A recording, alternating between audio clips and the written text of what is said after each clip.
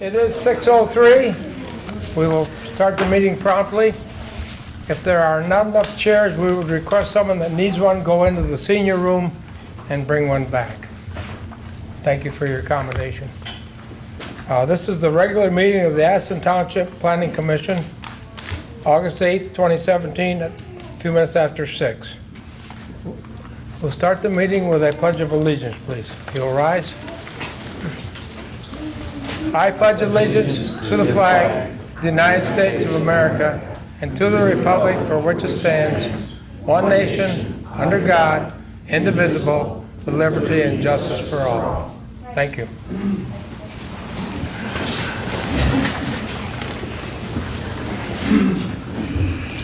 Could I have roll call, please? Yes. Chairman Lawrence Smith. Here. Vice Chair Jean Lewert. Here. Secretary Benz here. Linda Garrick. Present. Philip Marshall. Here.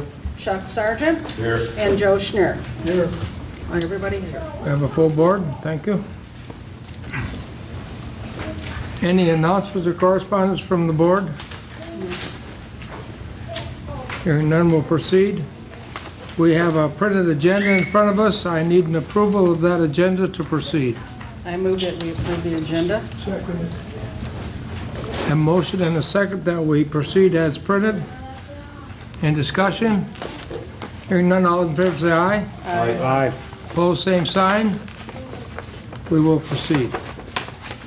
Item number 1 on the agenda is to approve the minutes of the June 13th, 2017 meeting.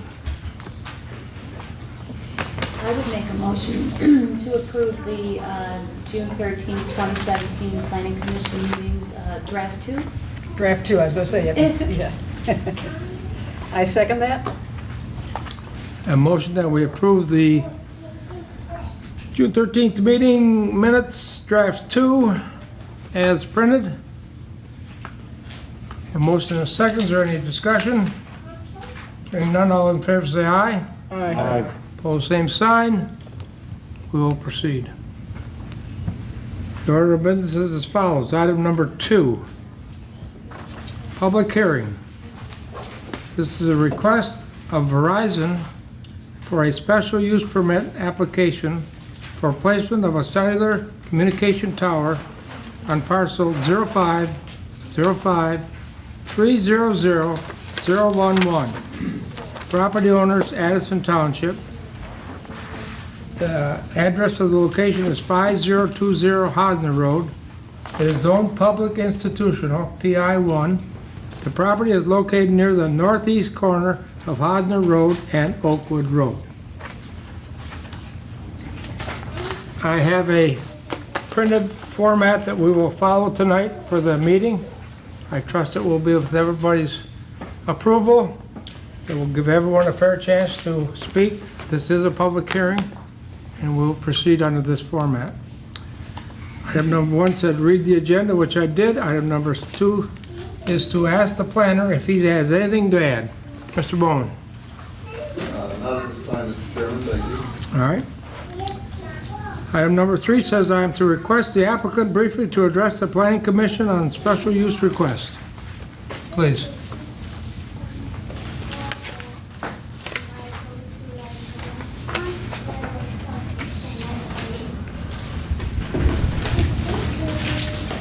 Good evening, Mr. Chairman, members of the Planning Commission, members of the public.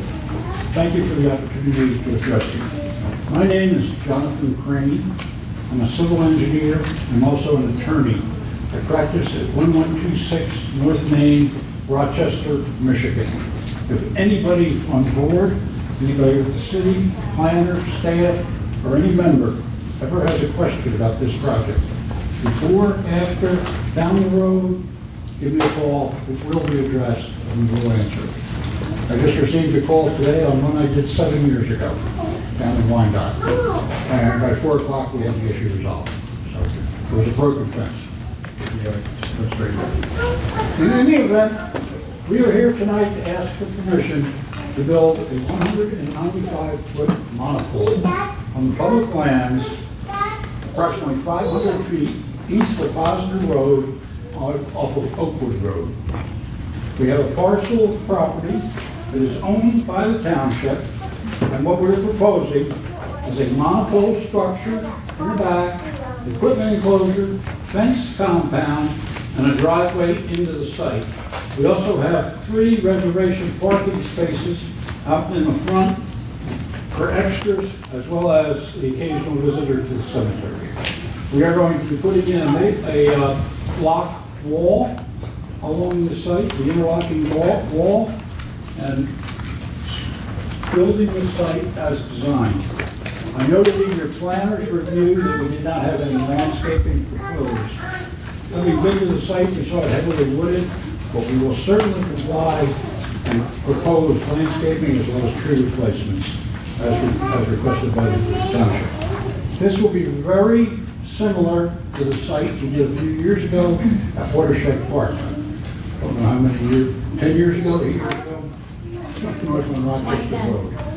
Exact same structure, a monopole, exact same base, fencing, and so on. We don't generate any traffic, we don't have lights, we don't generate any gas, we don't create student enrollments, no septic, no runoff, so on and so forth. We are very, very sensitive to the environment in that area. We are set back from the wetlands as requested by your engineer.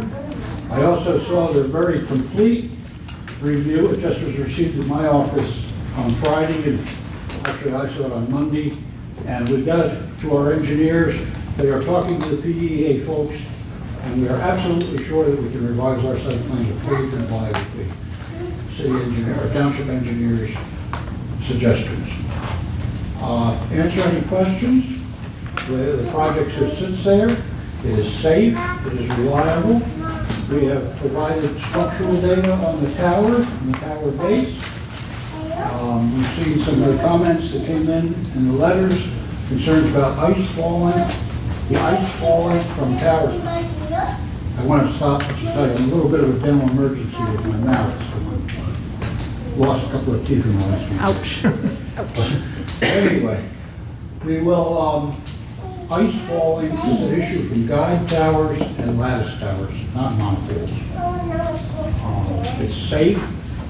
I have no reservations about putting it as a professional engineer, this location, adjacent to the schools. And if requested, I will gladly put my professional engineers still on it. I'll answer any questions anybody has. I'm sure there's going to be a lot of them. I have with me Phil Bernicke. Phil is a radio frequency engineer of some merit from Verizon Wireless, and he can answer any technical questions you have. I don't answer technical We questions. thank you for your comments. I will reserve the questions for after the public hearing, sir. Fair enough. Thank you very, very much. Thank you for I your have some comments. freezes.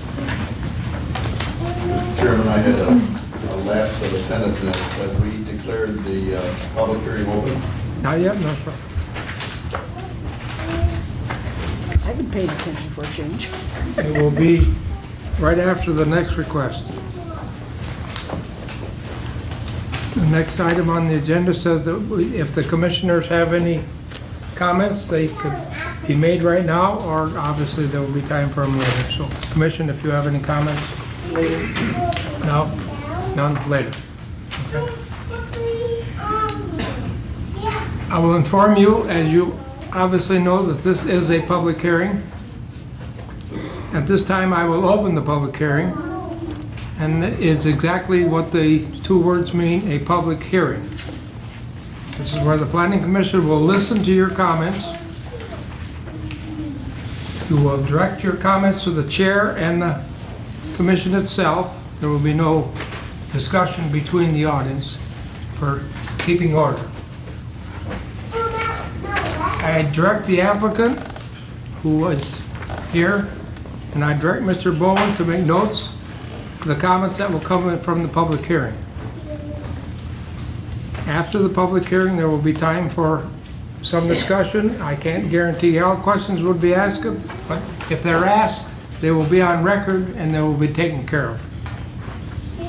If you care to speak at the public hearing, I ask you to step to the podium, give your name, address, and your constructive comments, both pro and con. That being said, I will open the public hearing at 6:12 p.m. And whoever would like to be first at the podium is welcome. Name, address, comments. Good evening, Commissioner. My name is George Butler. I'm counsel for both the Kingsbury Public School Academy and also the Kingsbury Trust, both of which are abutting properties to the subject location. I'm having a hard time hearing you. My name is George Butler. I'm with Dickinson Wright, and I appear here for Kingsbury Country Day Academy, a public school academy, and the Kingsbury Trust, the property, partial property owner of the property underneath the academy, and both of which abut the subject property. I'd like to approach and give you a legal memorandum we prepared for this evening. Thanks, Mr. Lord. Thank you. Ms. Gaines, Thank you. Chair Smith. Thanks, sir. Oh, I read this one.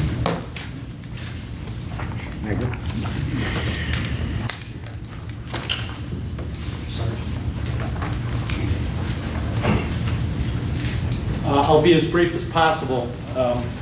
First off, I want you to, I would ask that you pay special attention to the notes that were taken at the BZA session whereby the resolution was passed approving the request for the variance.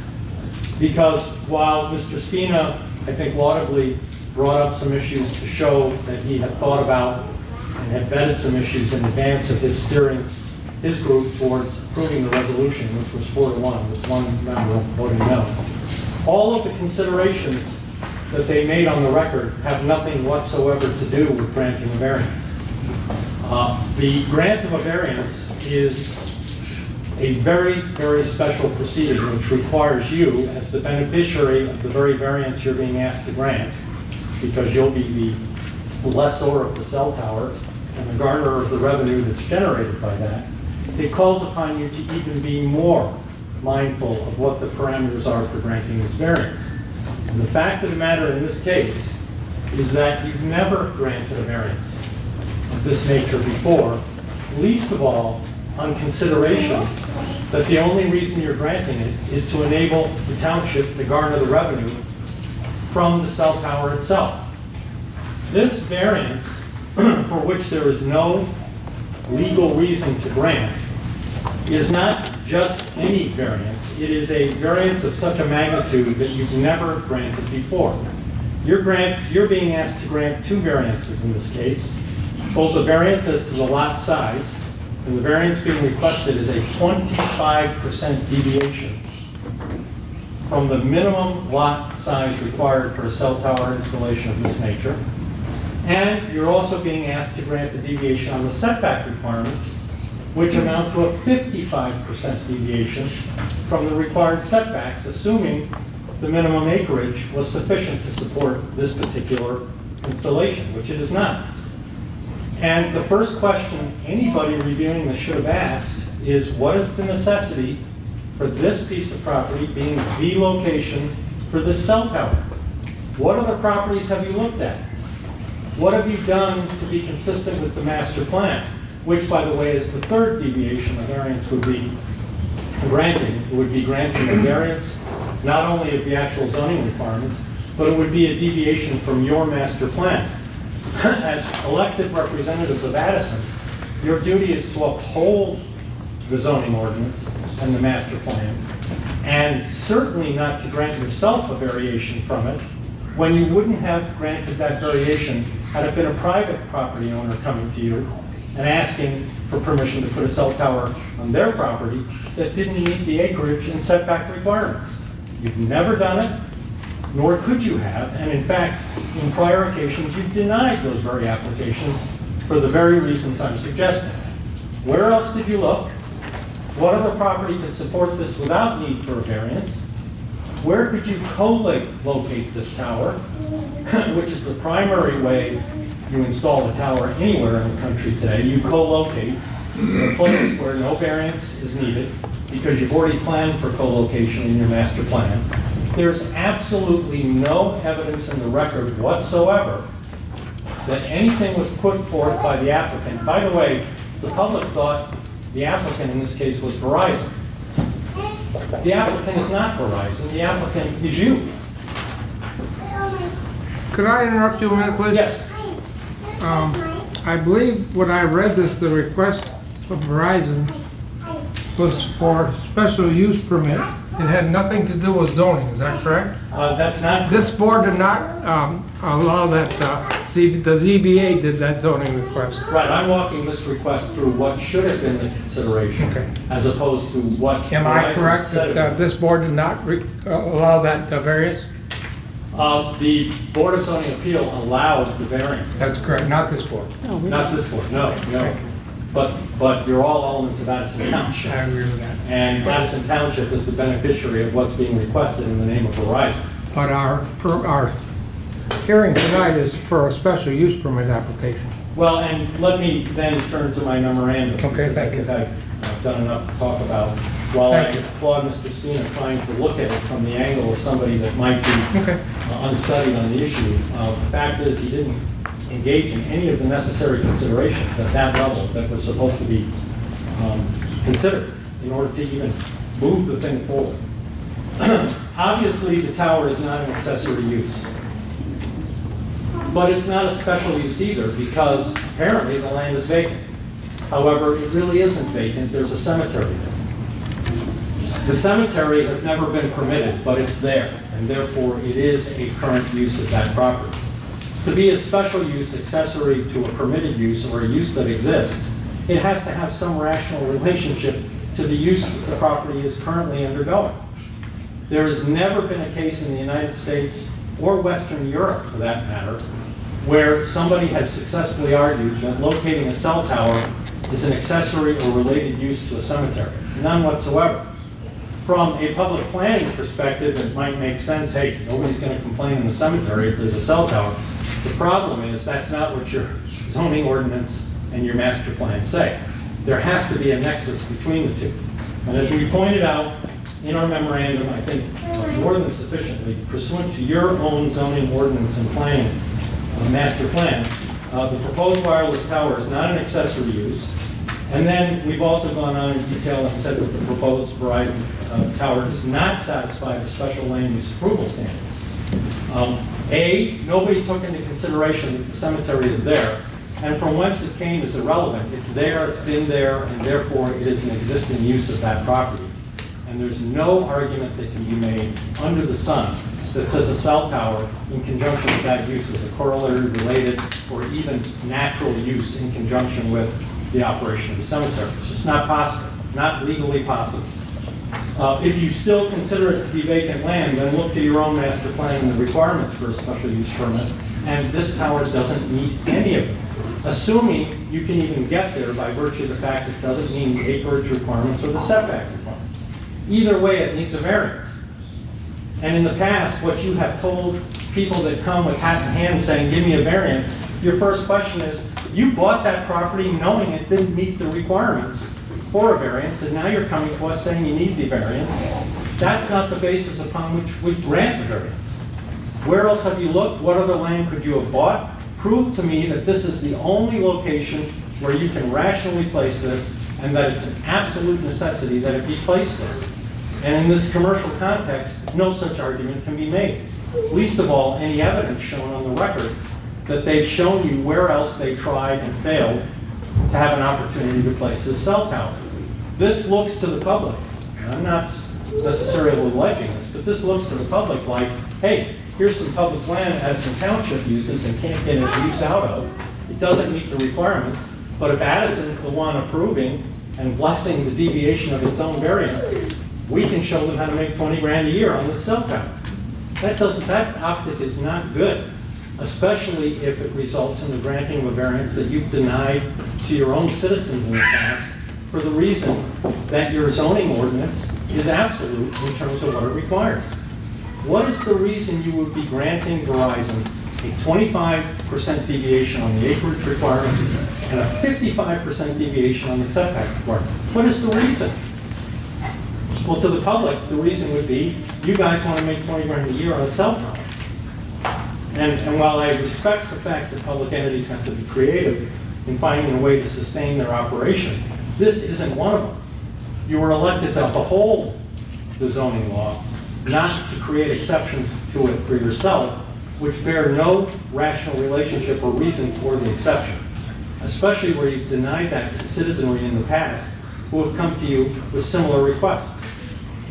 In this case, it's even worse because they chose a piece of property they knew from the get-go, and I know all the gentlemen who have already spoken and have been referred to, they knew full well that this particular land didn't support the installation of a cell tower. That's why they came to you and said, hey, we want to apply in your name to you for a variance from your zoning ordinance in order to enable you to make $20,000 a year on a cell tower we're going to erect. It's just not, it's not legal. And there's no basis to grant the variance whatsoever. And unfortunately, the BZA erred in deciding issues like governmental regulation. By the way, the reference to the governmental law of telecommunications has no bearing on this at all. If the federal law preempted local regulation of zoning ordinances, including cell towers, they wouldn't have needed a variance at all. So I don't understand Mr. Spina's analysis of federal law as somehow mitigating in favor of granting the variance. The federal law has nothing to do with it. All federal law preempts local authorities from doing is regulating things like the standards for emissions, the standards for the electronics within a cell tower. They have nothing to do whatsoever with local zoning, which is preeminently under your control. So in this case, not only are the optics bad, but for you to grant the variance without the necessary record having been made for you to review, I feel bad for you because the packet you have to look at to support this is bereft of any evidence that's required to even grant or consider a variance. And ultimately, if somebody's going to judge this down the road, they're going to say, where is the material, competent, and substantial evidence that supported the granting of a variance, especially a variance of this magnitude, 25% reduction in the acreage required and 55% reduction in the setback required. And Mr. Spina, again, tried to anticipate that issue by saying, we don't need guy wires for monopoles anymore. Well, you never have needed guy wires for cell towers or monopoles, and yet those zoning ordinances apply to them regardless. This isn't an issue of, well, if you had guy wires, then we would have enforced the zoning law. But since you don't have guy wires, we'll give you an exception. That's not the standard. It's never been the standard, and I don't know where it was coming from with respect to even talking about it on the record as a basis upon which to support or to advocate that you support this grant. So for all those reasons, we respectfully request you deny this. There are plenty of other places Verizon can go, plenty of other places that are more consistent with what we're proposing to do, and certainly plenty of other places where they won't be violating a zoning ordinance or a master plan, and they can do what they want to do. In this case, we would ask that you disregard the benefit that might flow to Addison Township were this to be granted as being an absolute irrelevancy to the issue of whether you've been sworn as elected officials to uphold your own zoning ordinance. Because it won't make any rational sense if you grant this, having denied many other people the same kind of request, and then what are you going to do in the future? This is an important issue for you to consider, and we would request that you deny the application. Thank you very much. Thank you for your comments, sir.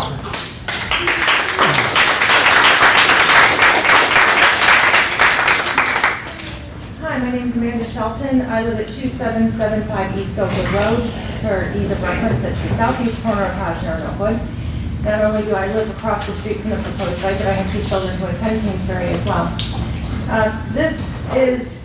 It's a serious issue for me personally, but I think it's a serious issue for the community for a lot of reasons raised by Mr. Butler.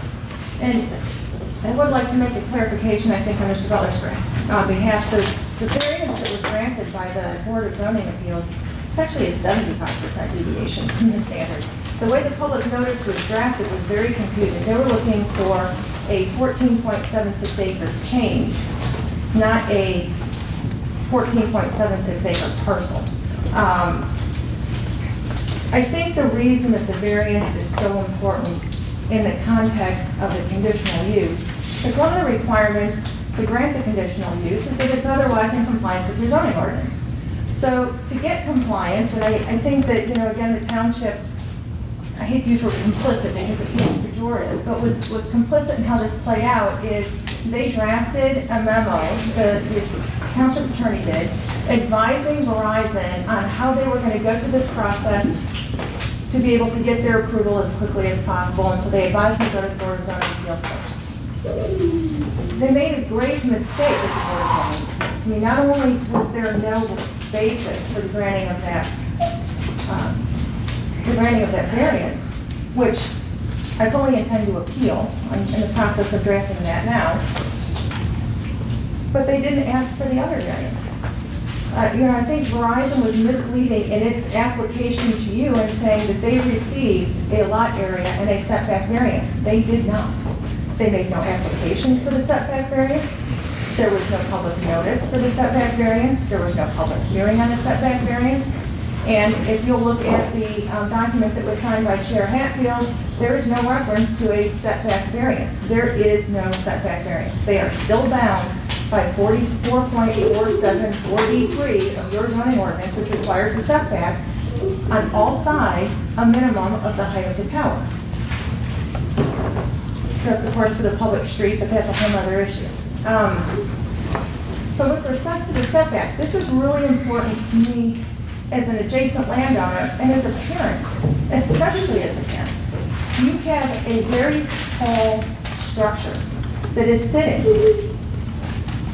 I can't get my math right, it's going to be less than half the height of the tower from the edge of the property where the playground is. And the kids play right up to the edge of that playground. I watch it every single day. And if that tower were to fail, which Mr. Crane will swear to you it will not, I don't think even an insurance company to swear that it won't, then the outcome would be catastrophic. In all of my years in working, every time we have looked at an issue, we have said, okay, it might be a low risk, but if there's a catastrophic outcome, it's not a risk worth taking. If it is a huge risk, but there's very little consequence, okay, fine. That is not what we're talking about. We're talking about granting a use on a property that is so ill-suited for the requested use that it's almost unbelievable that we're here taking your time.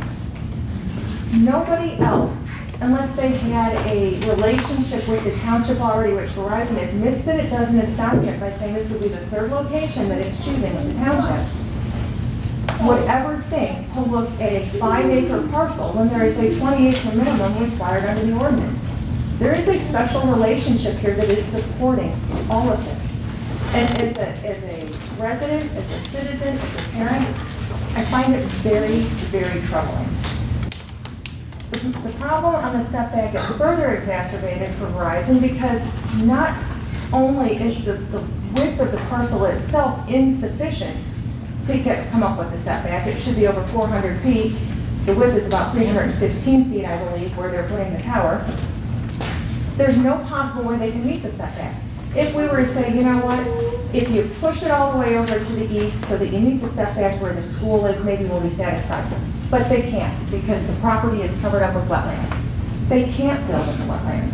They can't put the tower in the wetlands, so they're forced to gerrymander it into the only teeny little spot on the property that might support the tower structurally, but then put the school at risk. The township has its power to enact zoning ordinances and to regulate properties with a police power, which is a broad general grant to say they're trusting you to the health, safety, and welfare of the community. And so when the township held its public hearings and drafted its ordinances and its master plan, it took that into consideration and it made a determination that the regulations that are in play are what support the public safety, health, and welfare of this community. And what happened at the Board of Zoning Appeals was a complete abrogation of that ordinance, and it completely ignored the master plan.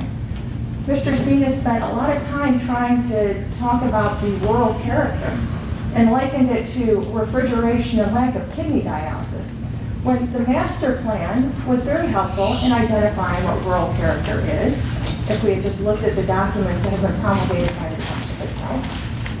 And we would know that the tower is not in keeping with the rural character. And a lot of the people who live out here because of the pristine rural character. My husband does 50 miles one way to work every day because it's important for us to be in a rural setting in this pristine environment, raising our children at a school, which by the way draws from 17 communities because of its commitment to the environment, and it's very spectacular programming with respect to outdoor life. And so we don't see as much of him as we'd like to. It is a sacrifice we made to be in a community that has the values that we care about.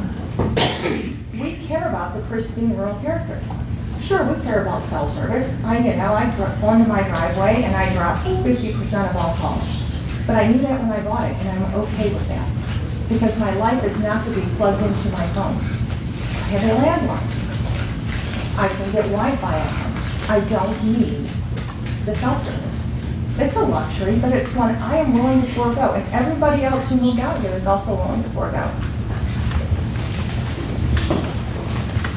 So I think I hit pretty hard on the fact that the setback issue is a problem. And I don't think you're in a position to grant a conditional use permit without that anyway, because you're not in compliance with the ordinance. So I think they have a fatal flaw with the setback in and of itself. I've also been pretty disturbed by the fact that there has been a lot of conversation, the Board of Zoning Appeals and in the submissions that I've seen, that somehow try to imply, I completely lost my train of thought.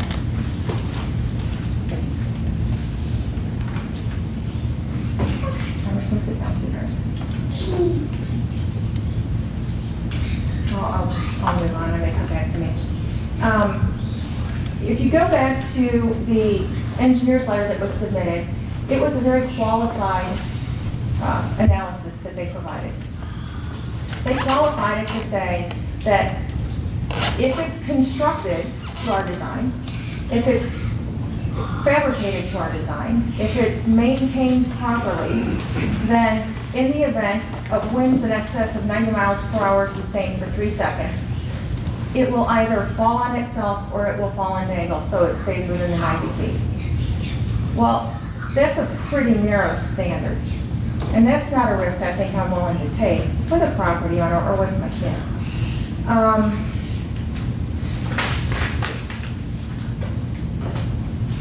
See, we talked about public health, safety, and welfare. The intent of the ordinance, this was my train of thought before. There was a lot of discussion about, well, this monopole is designed to collapse on itself. And that wasn't taken into consideration when we drafted our ordinance. But it was. The ordinance is only 4 years old. Your other towers are in excess of that in age. Monopoles have been around for a long time. And in fact, under 4.47, under the definition of a wireless communication facility support structure, the first example is a monopole. So this notion that the setback is not relevant in this instance because it should collapse on itself, I think is completely unfounded and erroneous.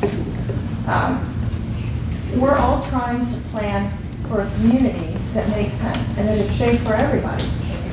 And technology fails. We all know it. Things that aren't supposed to fail, fail. Whether it's a fabrication issue, whether it's unsound soil, whether it's a shift in the earth, whatever the reason is, it fails. You can Google on the internet and you ask for monopole failure and you'll cover it up in photographs of how often monopoles fail. So we can talk about how safe it is, but again, if it's a low risk, fine, the consequence could be absolutely catastrophic, and I don't think it's one worth taking. When this started, it appears to have started back in December of 2016 when the Township Board met and the Township Supervisor asked for permission to negotiate with Verizon. And he indicated at the time on the record in your minutes that there were 2 locations that they were considering. And when questioned later in the minutes whether or not this site failed, if they would look at other sites, and the answer was yes. I don't think they've met their burden for showing that this is the only location from which they can operate, which I think is also a key indicator that their conditional use ought to fail. And as Mr. Butler, I think, very eloquently noted, it really leaves a bad taste in all of us that our township is trying to self-heal. It may not be the intent, but that's certainly how it feels and that's how it plays out. I've been in business long enough to know that if Verizon has dealt with the township before, that person who goes out and locates sites, he's going to call people he knows. He's going to call developers who've had land, he's going to call township because they know that they're going to have additional property. They'll call real estate agents that they know. They reach out to people they know in the communities where they want to be. And I would put money on, Verizon called the township and said, hey, we need to find another location. Do you have anything? And it was an opportunity. I think it's great that the township wants to be creative and they want to bring income into the township. However, the cost at this location is way too high. This site in full conflict with the existing wetlands, with the location next to the school, with the location next to the cemetery, with the setback requirements because of the height of the structure involved, this is not the location. Yeah, put in a cell tower. I'm probably gonna have to look at one at some point. Yeah, it's ugly. We're all gonna have to live with it at some point, but not here. The risk here is too great. It's an abrogation of our ordinances. It's an abrogation, I think, of the township board duties when they look at this. And I think it's a very ill-advised, move on the part of the township to even pursue it. I have summarized all of my concerns in a writing that I submitted today. I think you all have it. If anybody else here is interested, you can see me after. I'll be able to take your email address and provide it to you. And if you have any questions at all times, anytime, please feel free to reach out. Pauline knows how to get me. Thank you.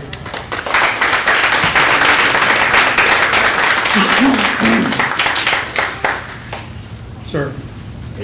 Good evening, Planning Commission, Board, and fellow residents and concerned citizens. My name is Ron Renault of 2673 East Oakwood Road, Addison Township. I'm about 800 feet from the proposed site. Please bear with me, I'm not a public speaker, so when I hear my voice cracking sometimes. I just want to voice my concerns and discuss with the actions being made here in regards to this proposed cell tower. And there are many. On the proposed Verizon cell tower, less than 150 feet from the kindergarten school and 70 feet from the fire. I'm having trouble hearing you, I'm sorry. I'm sorry. Speak a little slower, and then it'll probably come across. I will. Like I said, I'm not a public speaker, so it's a little difficult. The site they have proposed is very risky and forfeit for what they, Verizon, want to achieve, which is a better serve and provide more coverage of their cellular service. We ask that you weigh our concerns as residents and taxpayers more than that of the applicant Verizon, as we must live and deal with the decisions you make. I believe that I've definitely shown in my prior written submissions to the zoning board and to you, the planning commission, that the applicant fails to meet the legal standard for the granting of the requested lot size variance in addition to the proposed special land use request now before you. As the factors presented do not fit with the master plan or our community, and I would request that each of you acknowledge that you've received and read the letters dated June 6th, June 7th, and August 7th of 2017, and all the attachments of. Have you received all those letters? Thank you. And if you haven't read them, if you'd like to read them into the record, I'd ask you to do so.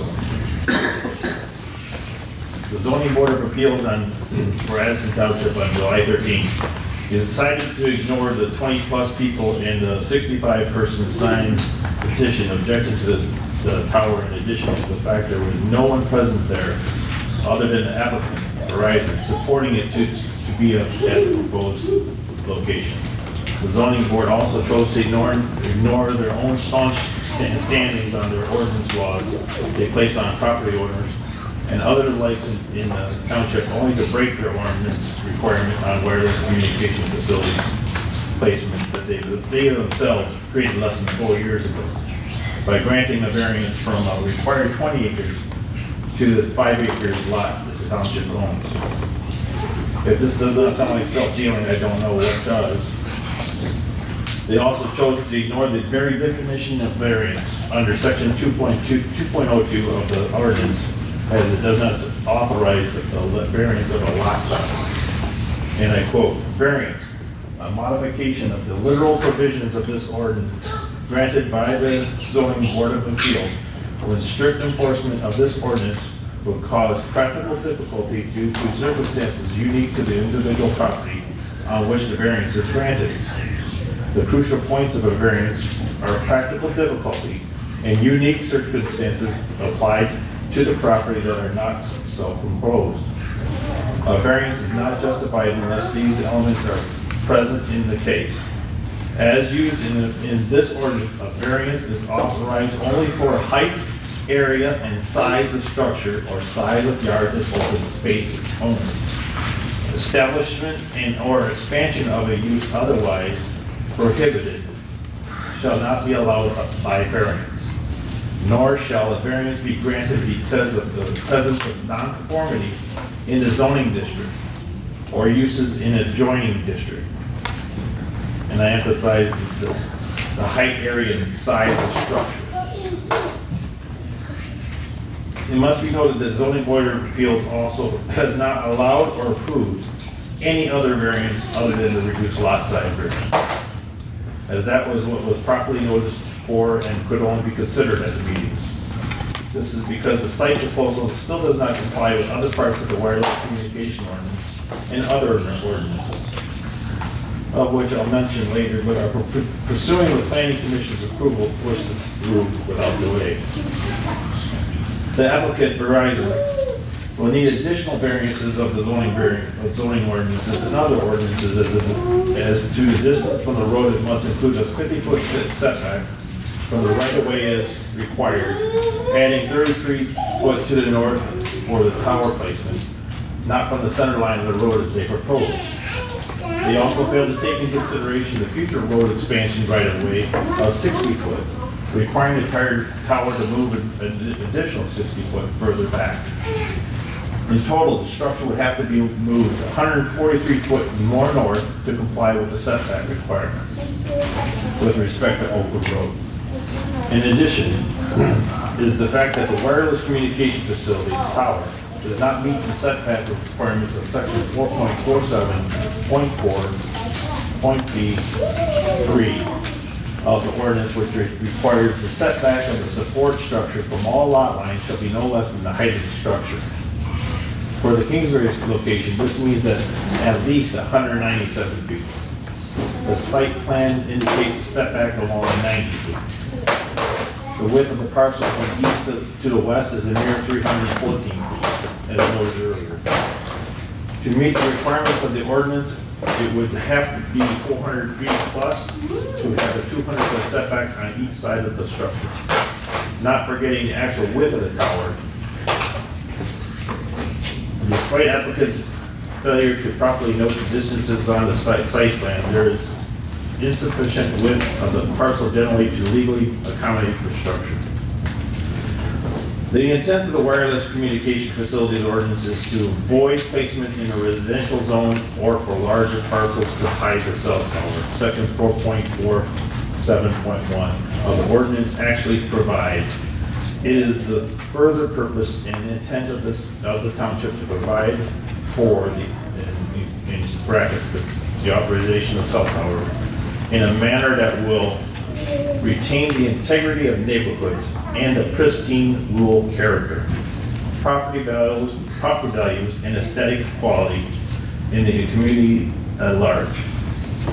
In section 4.47.1.h, it clearly states, to minimize the negative visual impact of wireless communication facilities on neighborhoods, community landmarks, historic sites and buildings, natural beauty areas.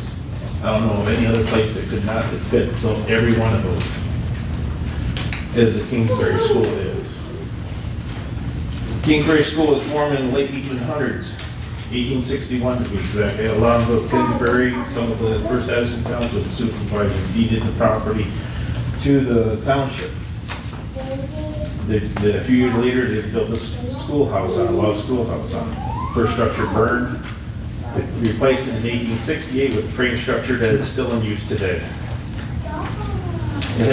Kingsbury School has a long, rich history of living and educating in nature, so much so that they have formal environmental sciences programs, tens of acres of nature trails, and outdoor winter program that proclaims no child left inside. as it was a donation. Is there any restrictions on its use? Was it donated to only include the school and the cemetery? Has the title and its attachment been reviewed? Why can't it be used for the intention it was donated for, a cemetery and school? The school may be expansion of the school. Why do we want to destroy a historical piece of land? Under zoning, Article 24, schedule of regulations, this specifically details that the height of any structure in T1 or AG agricultural districts would be a maximum of only 35 feet or 2.5 stories. Obviously, a 195-foot tower does not meet that requirement. Section 28.10.1D requires that special privilege not be conferred upon an applicant that would be denied to other lands. Verizon responds by saying that the towers are not that common and that the ordinance limits the locations to 5 zoning districts. Supplemental information provided by Verizon implies that the Hosmer location is the only location where the cell tower will be working. So it wouldn't be a special privilege. The site is just special. In fact, if you look at the zoning map of the 5 districts, where wireless communication facilities are permitted, actually covers approximately 2/3 of the land of the township.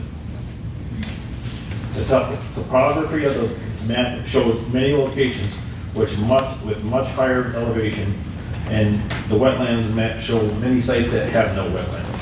Obviously, it is not a special location. I'm appealing to you to not agree with the governmental body that is willing to do whatever they want for themselves and not allow fairness to others on the same request. I share with you that in January 2009, the Planning Commission, this body, denied a request from a property owner, St. Augustine's House Lutheran Monastery, seeking to allow T-Mobile to place a cell tower on a property next to the monastery.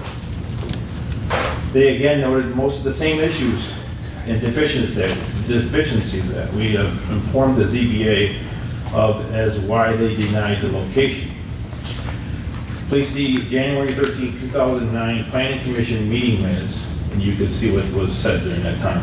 It stated it would not be fitting into the rural character of the area that we are maintaining in our community, and that a cell tower is not fitting with what was planned for here.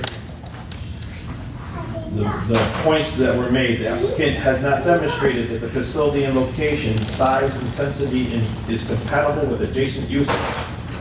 Planning Commission member Blake Brakefield noted section 4.47 also mentioned the aesthetic quality of the community at large. It has not been demonstrated.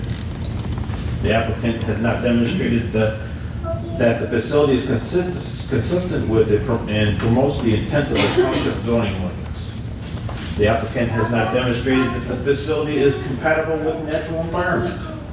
The applicant has not demonstrated that the facility is not in conflict with the general character and intensity of the development of the area. The applicant has not demonstrated that the facility will be harmonious part of the district in which it is situated. The purpose of which includes to provide an environment that is compatible with the exceptional nature of uses located in the district. The applicant has not demonstrated section 4.47.1H, which I referred to briefly earlier, that the facility will minimize negative visual impact on natural beauty. The applicant has not demonstrated that this facility will be located and designated to be harmonious with the surrounding areas. Everything does not fit. And this body has denied that in the past. Now, if this was the only occurrence, a person might believe it's okay, but it's not the only occurrence. In November 2008, the Village of Leonard Planning Commission denied a request from a property owner, Bob Koski, seeking to allow Verizon to place a cell tower on a property next to Leonard Elementary. In that denial, the Village Planning Commission stipulated the same issues we presented to the Zoning Board of Appeals. In their denial, they stated this tower's location would negatively impact the Village of Leonard's planning goals to to maintain a rural natural environment. And such a structure would be at a jarring odds with the skyline and natural vistas. And they went on, included the following in the motion to deny, despite the FCC standards that allow cell towers to operate in residential areas, there remains little significant investigation into the possible ramifications on children of radio frequency emitting transmitters, such as those used in cell towers. The motion went on to state, giving the continuing questions and concerns about the use of cell phones by children and the possible long-term effects of radio frequency emissions and the consideration of the captive audience of students, teachers, and support staff that would be required to be in such close proximity to for expended period of time, including recess, an alternate site would be more highly preferable than the current site. I ask you to look to the Oxford Leader article on that. It's online.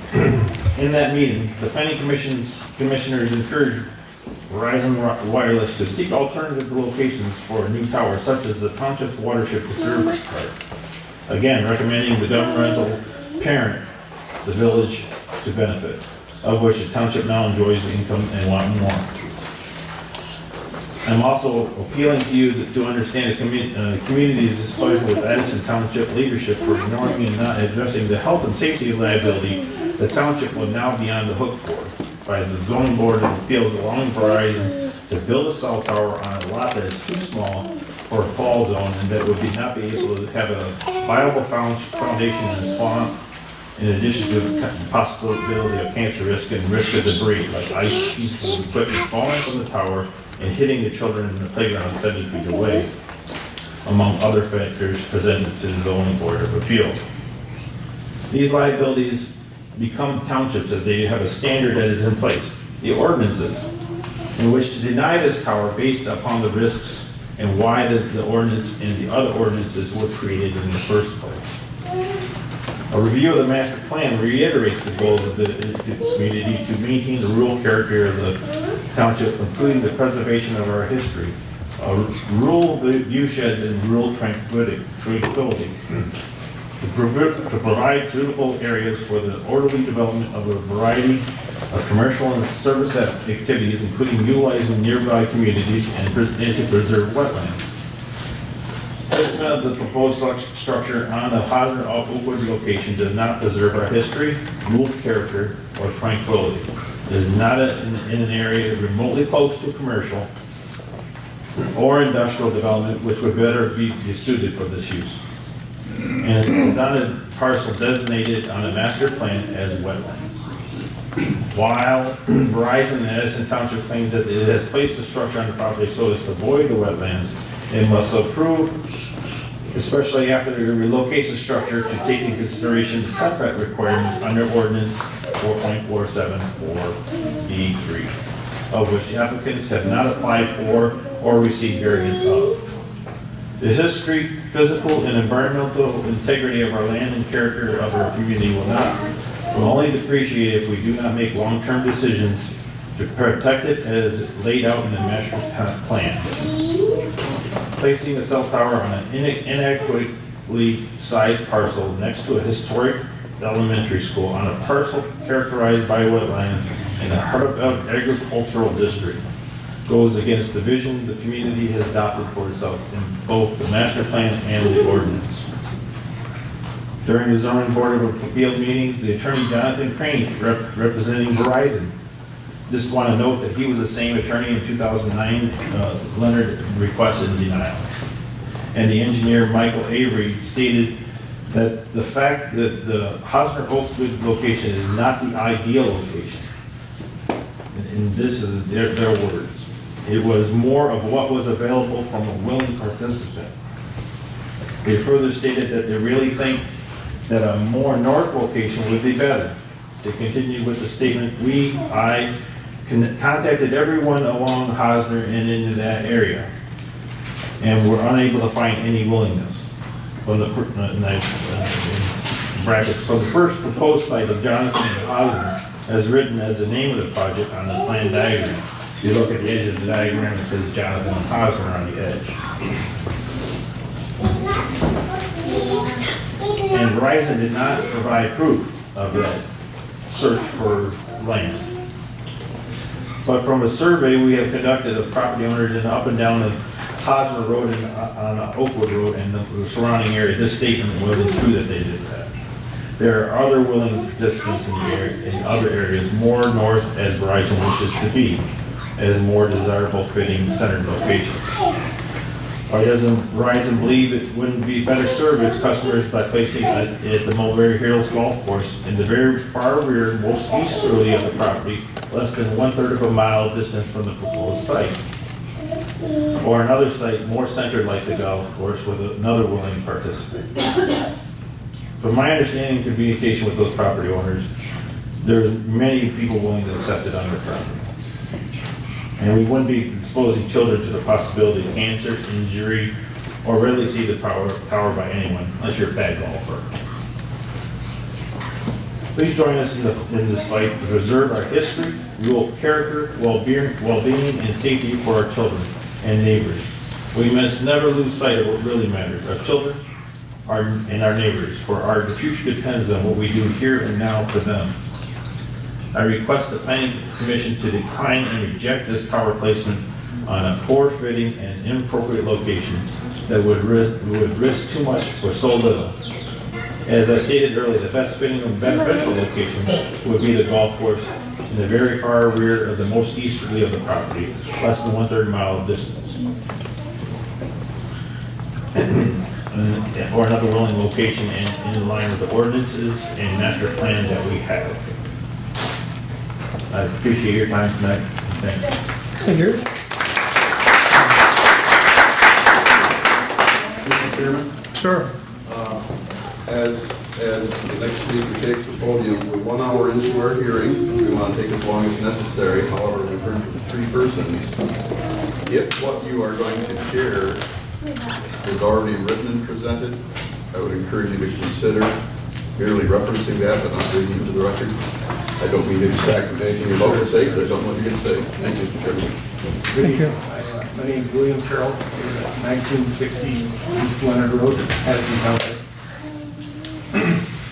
We ask you tonight to deny the special use permit application for placement of cellular communication tower at Hosner Road in Bunker Hill. It is our understanding that this application does not fit the planning standards for the Addison Township Master Plan in the following instances. The Addison Township Master Plan is clear that any development should have a focus on minimizing impact on the adjacent land use and minimizing impact on natural environment. We do not believe that this is the only option or the appropriate location for an almost 200-foot tall cell tower. 1, this area is designated as a priority number 1 on the Michigan features inventory for potential conservation/natural areas. This tower does not comply with the plan for this piece of property.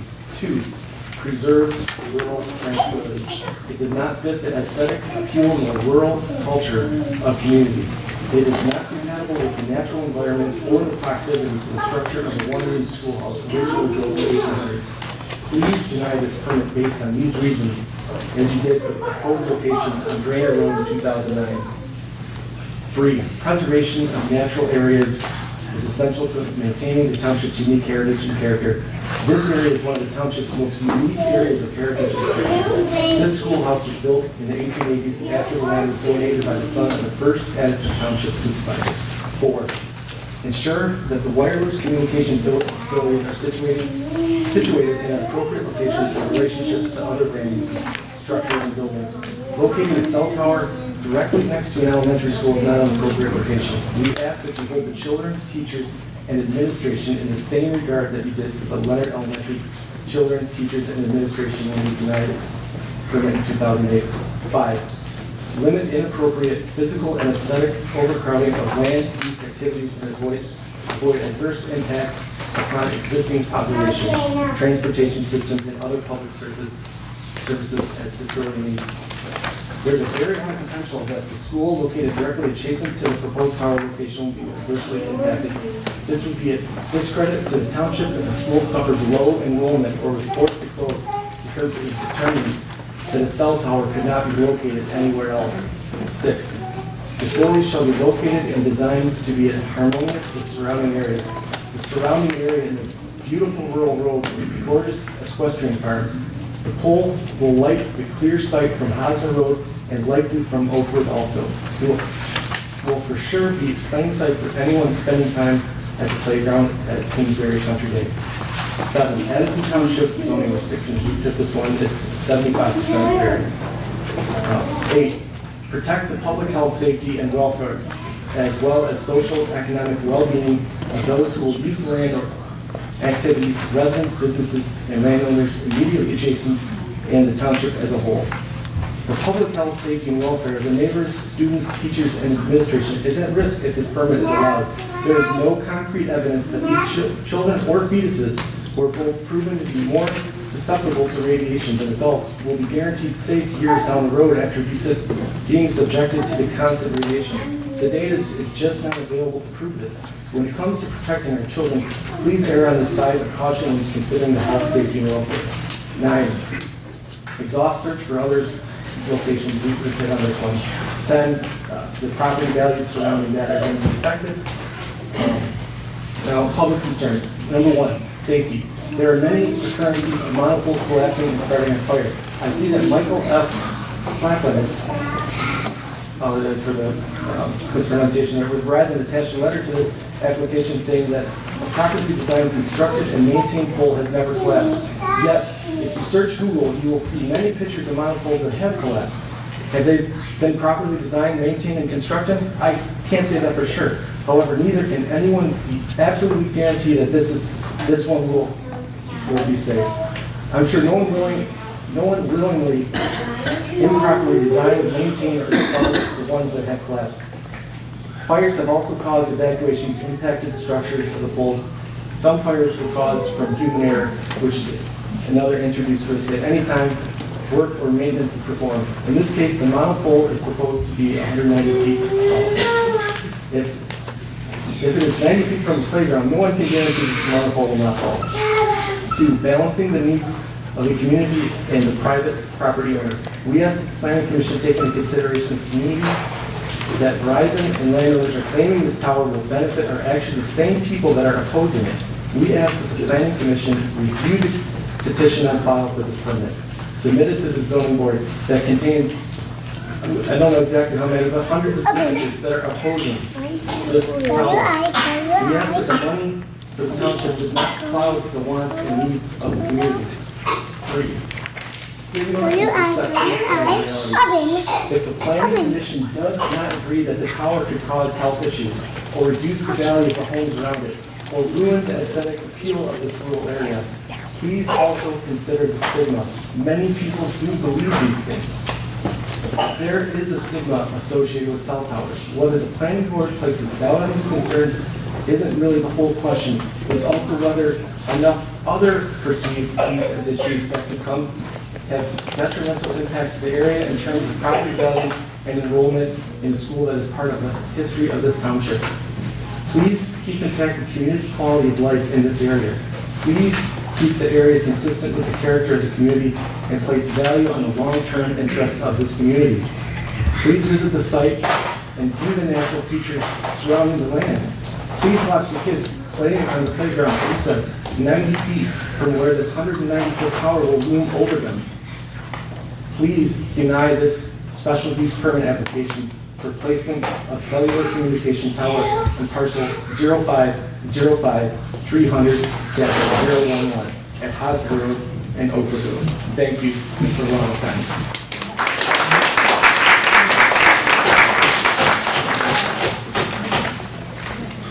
Hi, my name is Tiffany Sturr. I live at 2740 Orion Road in Oakland Township. We have a 5-year-old who's going to kindergarten there, and our 3-year-old will be going here as well. And we looked at the numbers, I saw the pictures, I've done research after research, but I really want to make it clear that it's not only the safety, the ordinance, the permits, all this stuff. You guys have to look at the future. Don't just look at right now, making money, spending money to get something or in terms. However, I'm just going to read through this. So let me start off by thanking each of you for allowing me to be here and present to you what my feelings and concerns are. Because I live my life and am raising our 2 children by these basic rules, as my husband as well, I ask each of you today to think about some of the rules that I live by with our family. So tonight really should not be regarding the cell tower. Actually, it should be really about the future of Addison Township. Here are our family rules. 1, put first things first. 2, think win-win. 3, begin with the end in mind. To be proactive, seek first to understand, to synergize, to be happy and healthy. Did you not agree that these are great rules for any township, for you guys in particular with the cell tower? I share with you these rules because they apply to what's happening today. 1, put first things first. I don't seek to create new problems. Building this tower will create problems. This tower is in 5 to 10 years down the road will have forced people out. Good people. All these people are good people, and you're going to force them out. New people come, we see the tower, they're not going to buy property. They're not going to be here, so you have nothing left. You know, this is thinking ahead, right? So think win-win. What is that? Well, this tower would be the complete opposite. It is not a win-win. It's win, put money in the pocket of this township, but not for the future. In this case, being the construction of the Verizon cell tower, I would like to seek outcomes that are mutually beneficial.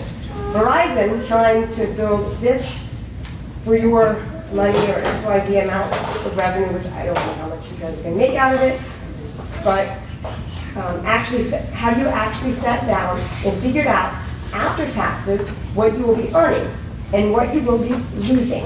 Losing is the big question. What will we be losing? What will we be gaining? It should never be about profit, but it is in this case. It appears like that with me. And could we not relocate the tower or think of a new revenue source? I have created great coverage with my phone and others as well at Kingsbury. This is not a need for us at this point, as stated before. So 3, rule number 3. Think about this just for a moment. Begin with the end in mind. You have this problem. What are we going to do? I see 5G tower creating more towers like this going up all over the national road. If you let one guy in, you're going to want to do an exception for everyone else. This is not okay. So all over our national roads, creating yet another eyesore. Would this be a port for other towers just like these? I was thinking about that just today.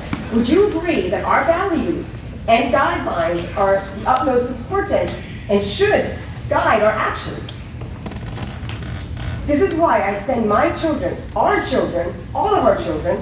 This is why I drive 40 minutes on a country road, because it is literally all country road with potholes that tear my car up to get here, which is Kingsbury adjacent. It's why I volunteer my time at this school. I volunteer a lot. Library, jiu-jitsu, arts and crafts, school events. I'm very fortunate to be able to do that, so I give back. I always give back. We all give back.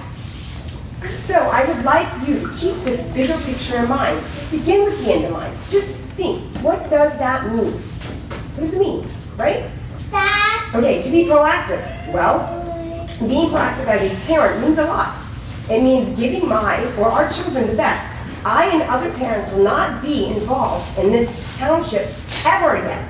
I will not spend a penny. I will not drive through it. I will go around it. I will not spend a penny on gas. I will Facebook it. I will Twitter it. I will go to every single magazine to let them know what people like you are doing to our children.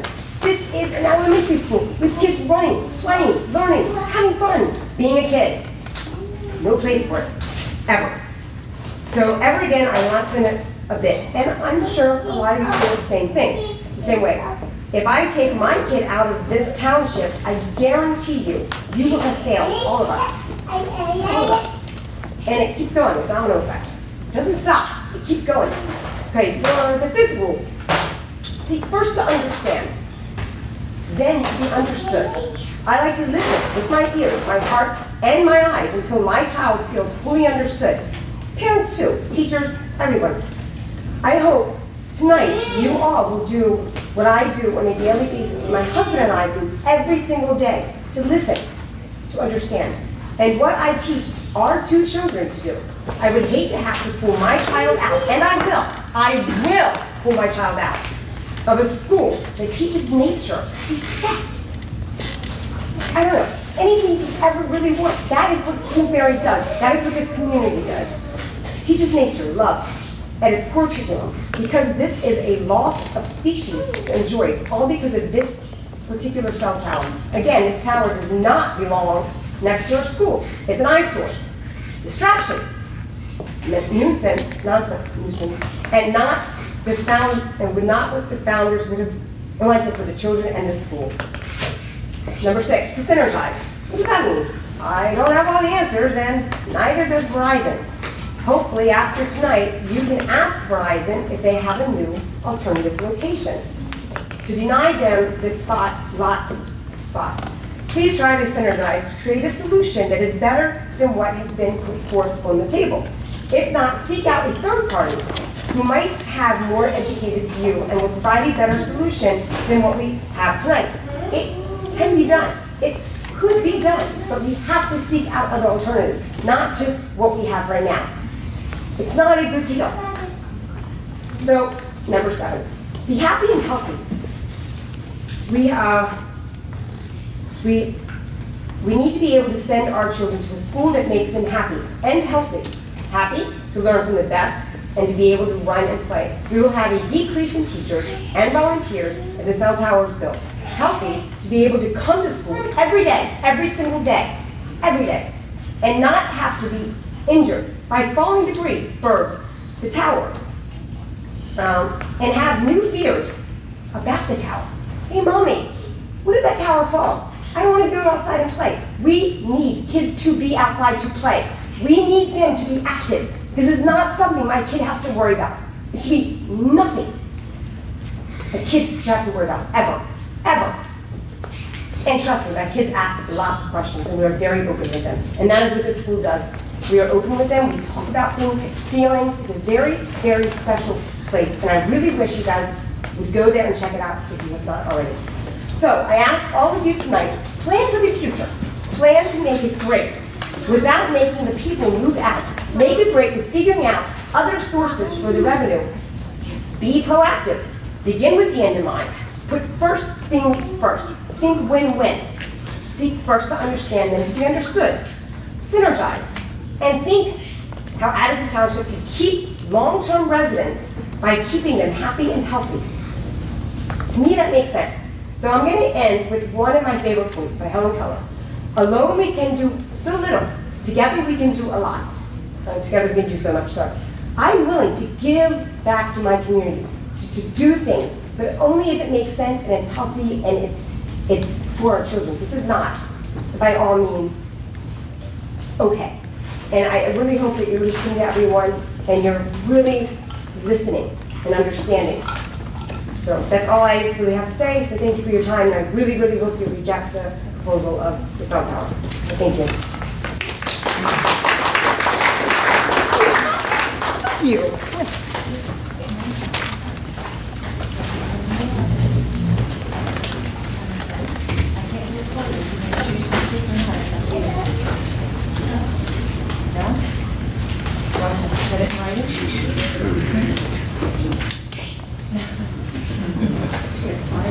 Why don't you take your letter and hand it in? You can just turn it in and ask him to put it in writing.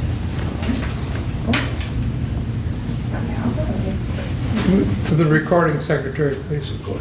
Oh, over here, sorry. I did not put her up to this, by the way. Hello, my name is Shauna Lubinsky. I live at 5599 North Abbey Road, Oroville, Michigan, 48462. I am the mother of 2 children. One goes to Kingsbury Country Day School, and the other will go there too in a few years. Let me just say they're doing really good. I know they might be a little bit of a distraction, but for them, this is very hard, and parents are working hard back there to try to keep them calm. I oppose, along with so many others, the placement of Verizon cell tower on this land. It opposes even the township's own code in multiple ways. which others have mentioned, which we've gone through. So you really don't want to go through all of that again. I just want to personalize it and let you guys know how much of a cost that we will be paying looking at this tower daily. I'm already cringing when my children are playing on this playground because I can see that cell tower. I can imagine it, where it's going to go. The kids were playing on the apple tree right in front of it, where the tower will be. And my son was sneaking away apples from the apple tree, and it was just so innocent and so happy.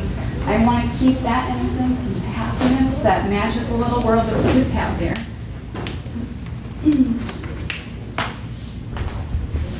There's too much wrong with the location. The variance should never have been approved. I'm very disappointed, to say the least. The ZBA needs to be held accountable for approving this variance. It should not be approved by this commission. The proposed placement of the location of the cell tower would affect my family and I very greatly. My two sons will have to stare at this huge pole every day. I will have to stare at it every day at pickup, drop off. I sit at this playground every day that it's nice and just look at the beauty, and I watch the kids play.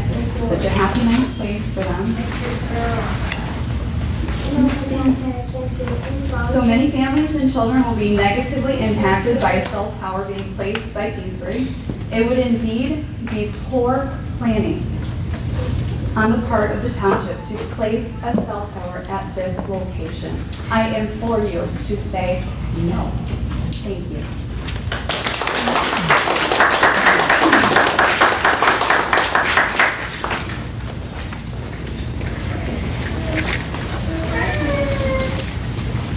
Good afternoon, thank you for your time. My name is Owen Townsend. I live at 692 Auburn Valley Drive in Ortonville, Michigan, 48462. And my daughter will be attending Kingsbury Country Day School starting this year. And, you know, when the first day that she got in, I didn't write anything, so this is all off the top of my head. But the first day that she got, when we found out she got into it, when the happiest days of my life. And to figure out the cell tower going there is pretty disturbing to me, because my daughter's going to be spending the next 9 years of her life underneath this. What are the health ramifications of that? I mean, would you want your children or grandchildren being, you know, the guinea pigs? How close the tower is? What kind of frequencies are being, you know, around to them every single day? It's just, I just don't think it's the place. I think they can find a better place to do it. You know, my son will be going there in a couple of years as well, and I just, you know, I'm very concerned for their health and what's going to happen to them in 9 years after they get out of there and they become young adults. What kind of ramifications is going to school for the next almost 11,000 hours underneath these cell towers going to have on their health? And it's just a very big concern to me, and what you guys would consider. Thank you. Thank you.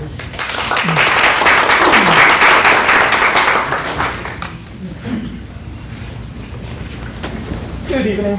My name is Christian Stewart. I am Senior Vice President of Research and Development for Daniel Bryan. And I work in Rochester. And I'm also the father of 2 children. One of them is going to Kingsbury now, and the other one will be in 2 years. I'm kind of going to talk about the right side of the brain for a minute, where the intuition and the insight comes from. And then hopefully that leads into the left side of the brain, where the logistic and the reasoning will happen afterwards. My main concern is that my kids will have a healthy brain once they're grown up. I know there's a law that was 1996 established that we are not allowed to use medical reasoning against the industry, which is also a law in Redondo Beach that women are not allowed to expose their belly buttons on the beach. So there's obviously a lot of laws that are ridiculous and got passed for whatever reason. I have a picture here. I actually did a speech at a hospital in St. Louis just recently about the medical industry and where it's moving to technology-wise. And one of the things we talked about was Dr. Graham in 1950. This was the image. Everybody remembers that. It was a big image in Time magazine. Let you guys see it too. And basically, he made the connection between lung cancer and the cigarette industry. This was in 1950. It took about 2010 until people really started getting hip to this until law started changing. So this is about 60, 70 years later until what he found out in the 50s actually made an impact. After about 1.5 million deaths of cigarettes were happening on a yearly basis. So you can see a lot of things we don't really know yet, and there's studies being done right now. There's one that's being done in 14 European countries. It's called the Moby Kit study. It's about the electric interference, the EME signals, the RF and everything. I know we don't have concrete answers because we haven't lived with it long enough, but if you have a microwave, you don't want to put your cat in there, you know what happens. I know the distances, there's all kinds of issues, so I'm not going to get into that technology stuff. I know we have a gentleman here that knows that better than I do. I'm talking about if we don't know if things could happen or not. I grew up in Germany, spent a lot of time there. We have a lot of really high-end nuclear power plants, probably the top of the ones in the world. And after the Japan accident happened, we had two questions. Number one, can it happen? And the answer is yes, it can. It's happened twice that a nuclear facility has had an issue and an incident. So yes, it can happen again. Question number two, can we live with the consequences? And the answer is no, because Germany is the size of Texas. We would have to move out. That was our only thing. So what did we have to do? We shut them all down. We shut down every single nuclear power plant in the country. And we had the most modern ones. So now we're dealing with it, solar panels, all this kind of stuff. I'm just bringing these things up because I know there's alternative things that we can do. And I'm trying to appeal to people's emotions. We're all parents, we're all grandparents, we all have kids. This is our future right here. This is what we really have to worry about. They spend 7 hours a day there. I know some parents just drop off and pick up. I know you guys go to the tower maybe once a day, once a week. These kids spend 7 hours a day there for 9 years. That is a lot of radiation on the little brain. And again, I'll not get into those details because I know there's several studies on it. I heard something about $20,000 a year is the income we're making. If we average about 200 kids in the school right now, I don't know what the number is, but that's an estimation. That comes down to $100 a kid. If you put $100 on my kid's head, I think that's a little bit of an insult. I will write you a check right now for that $100 a year. You can raise the taxes, whatever you want to do. I'll give you the $100. And I'm sure every parent will do the same. If not, I'll cover the cost. Flint made a decision like this a couple of years ago about the water. It was another quick decision to save some money. That backfired a little bit. Right? It wasn't just political suicide. People went to jail. We found out that saving money is not always the most important thing. Might be a little too soon to talk about that, but it's something you should remember. That's pretty much it. I appreciate it, and I hope you won't mind.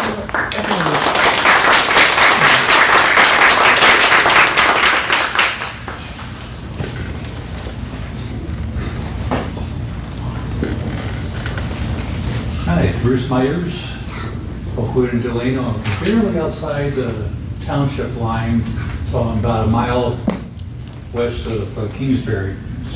Basically, we need a tower out there someplace. And for many reasons. A number of years ago, I had a severe injury. I shouldn't even be here today. But I couldn't get a call out because we couldn't get a signal. Just 2 weeks ago, 6 weeks after I had a total knee replacement, I got the tractor stuck out there, so I really was not in a position to walk any place.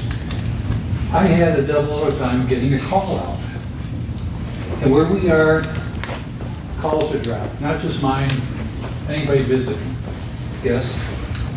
We can't get cable or DSL where we are, so we need that. Now, a couple of people are talking about the radiation from the towers.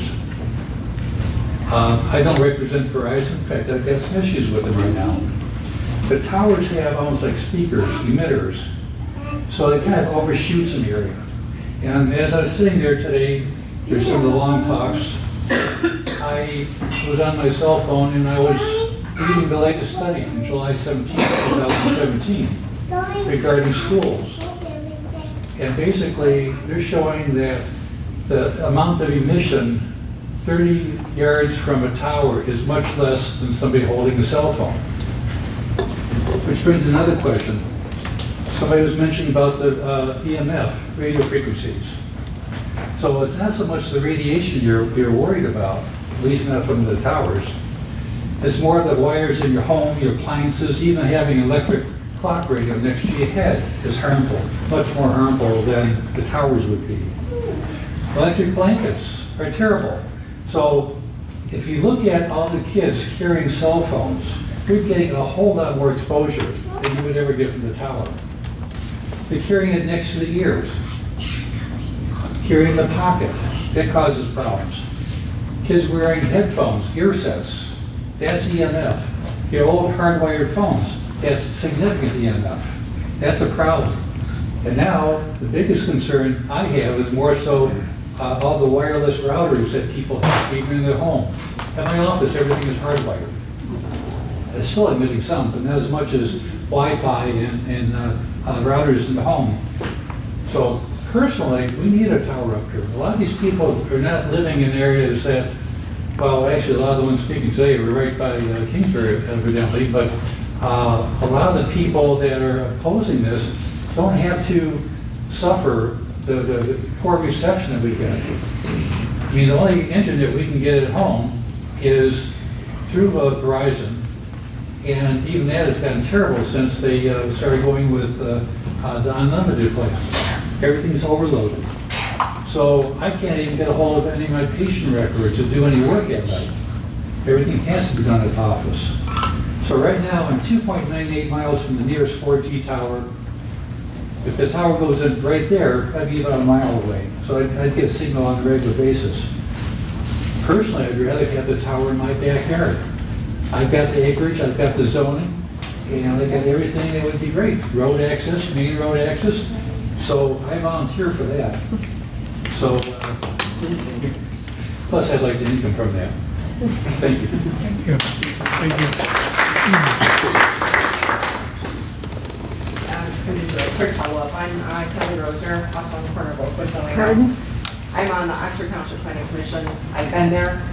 We did the Seymour I Lake didn't get your Tower. name either, ma'am. Pardon? I Kelly didn't get your Roser. Well, I didn't- Name and address.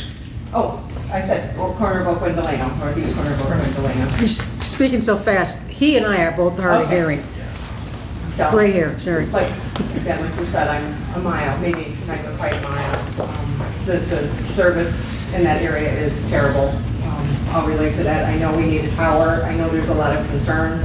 When we did this in Oxford, we had to put it in Seymour Lake Park. And we also had to go in front of the ZBA for a variance to have the setback much closer than the fall radius of the tower. And that was all approved. It's in and it's working fine, but I've been in that seat. I understand what it feels like. I know there's a lot of fear about it. I also know there's a need. I know the Spectrum Act, really ties the community up in terms of what you can and can't do in terms of approvals. And I know the emissions and the radiation really can't be one of those factors. And one of the other factors is need. And, the problem in this case is well documented, there's a need. So if you're not going to put it there, please expedite putting it somewhere else. Because this area really does need it. And I do know a lot of people that, want that tower somewhere else. Live next to a tower at home, we all do. This area just happens to have a lack of them, but most of the people that are more in the urban areas are living within a mile of a tower in any direction or more. So we're all living near towers. Having that one in that particular location, it might be closer to those kids, but we're all close to the towers. We're driving by them every day, not just cell towers, but all other forms of communication towers that the other municipalities have and private businesses. Also, just coincidentally, July 14, 2017, NPR did a big special on all of the schools lately, and we've been seeing that too, where the schools are also partnering up with the cell towers and putting them at the schools. So a lot of other people are doing it. I do understand the resistance here and why they don't want it. I also know there's a need, so I don't have a new position. Thank you for your visit. Can I make a 30-second amendment or addendum? 30 seconds, yes. Okay. One of the reasons I got up to speak about EMF is a number of years ago, I was involved as a physician to try to oppose towers and the EMF and so-called radiation that they would emit. The more I researched it, the more I realized that towers really were not the problem. And so the more I studied it, the more I was more comfortable with it. That's why I have a position today that The tower I'm not worried about. It's more everything from the wiring in the house to the phones in your pocket, the kids holding the phones up to the ears. That's really the problem. And now that everybody's putting Wi-Fi in the house, that's more of an issue than people realize. So the tower, on that side, I'm not worried about it anymore. I've done this study for over the years, probably for about the last 10, 12 years for different communities where we were trying to oppose it, but it didn't work from that side. Thank you, Doctor.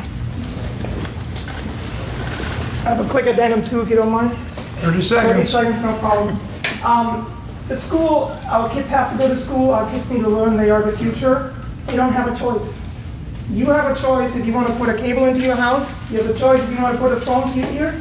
If you want to get cancer that way or do anything else, that is your choice. Our children have to go to this school for 7 hours a day for 9 years. They do not have a choice. They're too young to make those decisions. I have 2 responsibilities in life. One is to be a good citizen, to be upstanding, and to have a positive impact on the community. The second one is to keep my children safe and hopefully lead them towards number 1. That's Thank my you. responsibility. Thank you. Is there someone else who would care to speak at the podium? Sir? Hello, my name is Fred Hirschelman. I live in Lake Orion, opposite Kwame Trail, 711 opposite Kwame Trail. And my grandson goes to Kingsbury. I go there to pick him up now and then.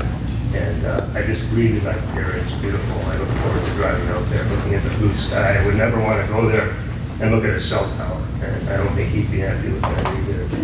And I think people would leave Kingsbury because of that. So I think the amount of money you're receiving from Verizon is just a small amount of money compared to all the problems it creates. I mean, I just don't think there's anything to tell you there. You're located in the cornfield somewhere. That makes a lot more sense. Regarding the RF radiation, I was always concerned about that. I could never see it, so I learned about a meter, and I checked different things. And I would say microwave oven is the highest in my house. Then comes the Wi-Fi, and then you see the spike on the smart meter. So I don't know about towers. I know it is higher as I get close to them, but I have to check the different distances. So I guess what I'm concerned about is the cumulative effect of all these different devices. Cell phones, guys talking on the cell phone, he's on the internet at the same time, smart meters hitting him. I don't think there have been any tests on that. There's been tests on individual components, but not the sum of them. You know? So I'm really concerned also about level 5 coming out instead of level 4 cell phones. They're more advanced and they have a higher power and a bit more radiation. So it's really the cumulative effect of it that I'm concerned about. And not with adults so much, like I'm 70 years old almost, so cancer, you get it, or a tumor shows up 30 years after exposure to a carcinogen. But how about little kids who are 6 years old? You know, they're going to be 36 when they get cancer, when they get a tumor. And we don't have to worry so much. But these little kids do, and they don't have a say in the matter. It's almost a violation of human rights for adults to sit here and decide whether they should be exposed to this or not. And the children are going to be the ones who suffer. They're going to be asking questions 30 years from now if there is a problem. So I'd be very careful about this. I know the firefighters went to the Supreme Court to request that cell phone towers not be put in their backyard because of the effects that it would have on their response time, their critical thinking, their sleeping. And a lot of it was their sleeping, because they sleep 5 hours, they want to be able to sleep. And they felt that the towers would affect that. So can our children do that? Our children going to go to the Supreme Court if they're concerned? Get together with other children from other schools? They can't do that. We're deciding all this for them, and I don't think we have the right to do that. Thank you. Thank you. Someone else care to speak that will speak on something that has not been brought to the attention of the Planning Commission? Hi, my name is Kara Jane LeBoyne. I live at 922 Lockwood Road over in Ortonville, and my son has been attending Kingsbury for the past 2 years. I have attended both of the ZBA meetings. and have spoken at the first one. The second one, we weren't allowed to, which I understand, it's part of the rules. My big concern on this, besides it potentially falling and taking out the swing set, which if it fell at the base, it would take out our swing set, is how this thing is going to impact the school. Addison Township gets the money, Addison Township gets the cell tower. The school's going to have parents already telling me they're going to put their kids. These are parents who are at the school. I can't imagine what parents, some of them coming to take a look at the school, especially kindergartners and first graders, which are over in that building, what they're going to say, what they're going to think. We are an environmental school. We power down our lights on Fridays. We massive recycling for, we have the middle schoolers run around and do collect all papers and stuff so that we can recycle it. As well as, we're a green school. So we also have this environmental program that's outside all the time. Well, the parents are going to come, they're going to see the cell tower, and even if we say, I'm sorry, it's not our property, we had no decision in that thing going up, they're going to look at it and go, well, apparently this environmental school does not have the support of the community if they're willing to put a tower there. Anyway, so I want you guys to please take into account that whereas you guys, the township, will be profiting and getting the benefits from it, our school's going to be the ones paying the price. Thank you. Thank you, ma'am.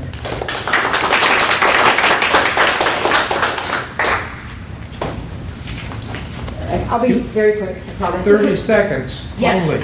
absolutely. Fine. So, two things. The 5G tower, more radiation, much worse.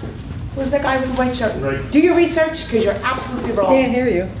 Okay, so 5G is much worse than the 4G, which I've learned very, very recently, not okay. 2, since the health effect has been brought up, I didn't think I could do it, but here's the thing. Sleep, difficulty, heart, racing, irregular, eating, fatigue, extreme, ears, ringing, mouth, tooth pain, concentration, difficulty, anxiety, panic attacks, pain in joints and muscles, depressions, mood changes, vision, disrupted breathing, health difficulty, shortness of breath. These are things that are serious.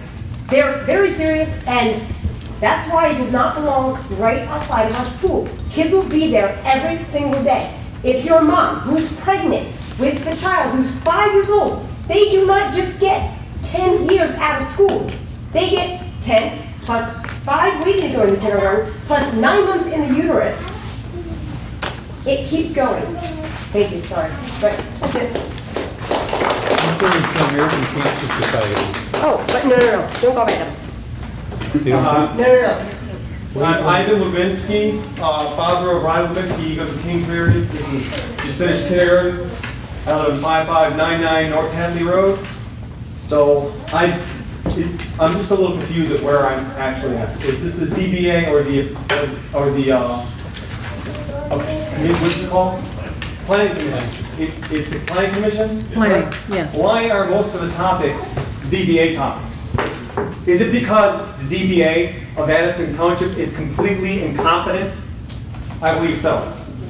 I don't know what we can do about that. I don't know anything about law. We have some lawyers here. They've done some great things. I've tried to do some research, just trust myself out. I realized I don't want a cell tower in my kid's backyard. This parking lot, this is pretty much an identical size to where my kids will be playing. Out there, looking straight up at this huge cell tower. That's insane. How can anyone think that is okay? I don't care about the radiation. Well, I do, but I can't even. The Telecommunication Act in 1996 prevents you guys from declining a cell tower because he disagreed with that, but I don't know anything about law. I just cannot believe this is happening. Why did you guys pick a cell tower? Why didn't you go right to a prison? There's a lot more money made with there. Start with the prison. Maybe you guys could start a brothel. I don't understand. This is insane. Why in the world am I even here? I'm stressed out. Why am I here? Why did the CBA approve this? I just cannot believe this. There's already parents who've left Kingsbury because the thought this is going to happen. Tiffany's already said she's leaving. Her kid Enzo is really cool. I don't want Enzo gone. I want my kid to grow up with Enzo.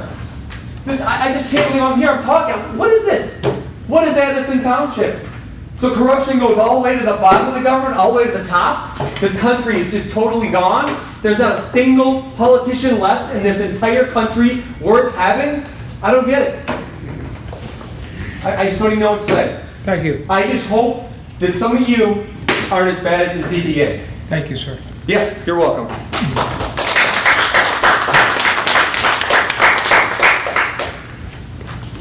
I'll keep it brief. Crystal Morgan, 48 Broadway Street, Oxford. I am mother to 2 boys that go to the school, a 4th grader and kindergartner of last year. My background, we've been highly involved in the school. My boys love the school, and we've been very dedicated to going to the school because it is different, because of the environmental program, because of the community. It's a beautiful place, and it's an asset to the community, your community. It's going to be an asset to the future. These children that go to this school and their character that they develop being in this environment is very unique. I'm a single mother. I have had to make such sacrifices to drive out to this school and choose to have my boys there. And that is why we're there. I could repeat all of the arguments that I've heard tonight opposing, but I think the one thing that would be different that I would say, or that I could add to it, is my background's my degree is in computer science. I could argue a lot about technology, but we all know technology fails. It has glitches. Please consider that even if the tower is right there, it's not going to necessarily give the coverage that they're telling you that it will. And I know that firsthand. I lived in a rural setting in Attica for many years. I was less than a half a mile from the tower, but it was so heavily wooded, even though they told me that I was supposed to have good coverage, it dropped all the time. There are other places to consider. I really hope that we look at the bigger picture. I know there's a lot of other arguments that we can't even consider in this moment, but the children have a very, very special learning environment there. It's distinct throughout even all of Michigan. I was looking for other schools. Please consider supporting what we have there, and consider that if you're looking at all the residents that want better coverage, there are better locations to serve that. And you can serve both sets in the community. And that's all. Thank you.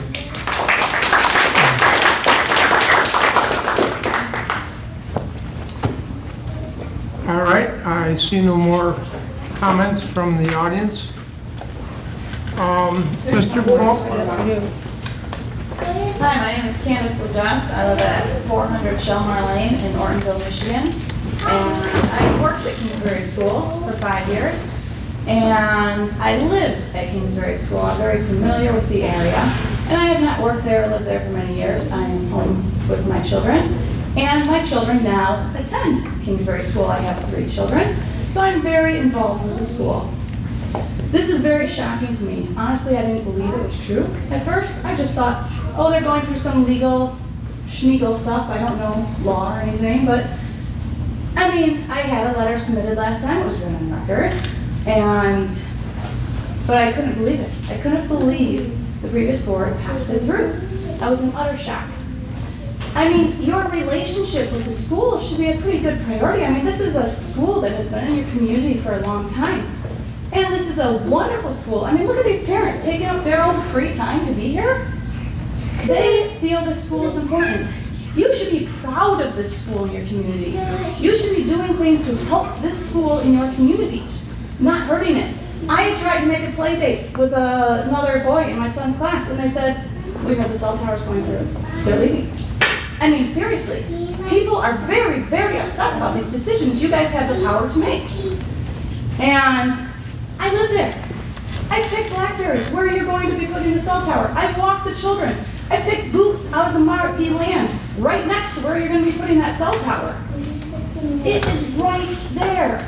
There's a reason you said to put 20 acres there, not 5, not this little 5-acre lot with a school and a playground and a cemetery, and then you're gonna squeeze in a cell tower with 3 parking lots? It's just not ideal. Go put it in a cornfield. There's millions of them. Put them on one of those horse farms. They got tons of room. Lots of people. There's even people here that want it. Give it to them. We don't need it right next to the school. The natural beauty of that school is what draws people from all over the place. The school's priority is nature. Everything that school does is involved with nature. My child has ESP class, which stands for Environmental Studies Program, 2 times a week.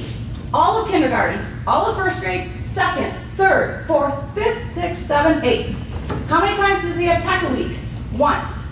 Tech is not a priority in that school. It is not a priority for their parents. It's not a priority for their staff. It is environmental studies. What do the children do out there? They look at the tracks where you're putting the cell tower. They look at bird migrations. They study all this stuff. They are collecting nature every day. There are classes out there. And you're going to be disturbing that. And I think you really need to take into consideration about that and all the other places that it could go.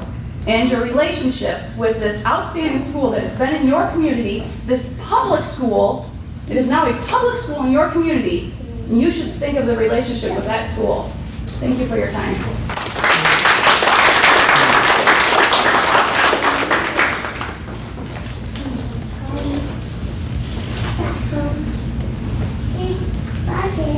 Going once, going twice? Twice? My little note here says that Mr. Bowman and the applicant will address the audience during the public hearing. Is that correct, Mr. Bowman? It would be appropriate to offer Mr. Crane an opportunity, if he chooses to take it, to respond on the record to any of the comments made this evening.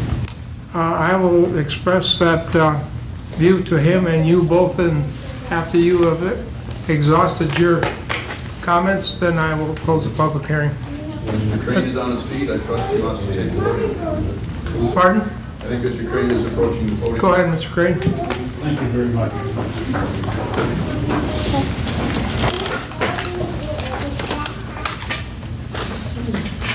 Jonathan Crane again, appearing on behalf of Addison. I heard a tremendous amount of input today, and I thank you. We have located wireless antennas, cell towers, on every land use possible. We have located them on school properties. We do this. We have located them on college campuses. The finest colleges in our country have our sites in the buildings and on the campus. We are located in single-family residences, on the single-family residential property. This site was selected because it has a bit of grid. And yes, we did want to go a little bit to the north, but we compromised, and this site was made to work.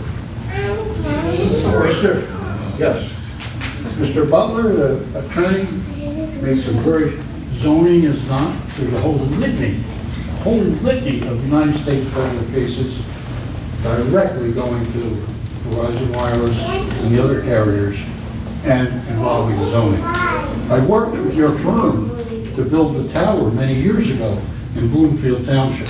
Randall Reeves was the attorney. Don't tell me that you don't.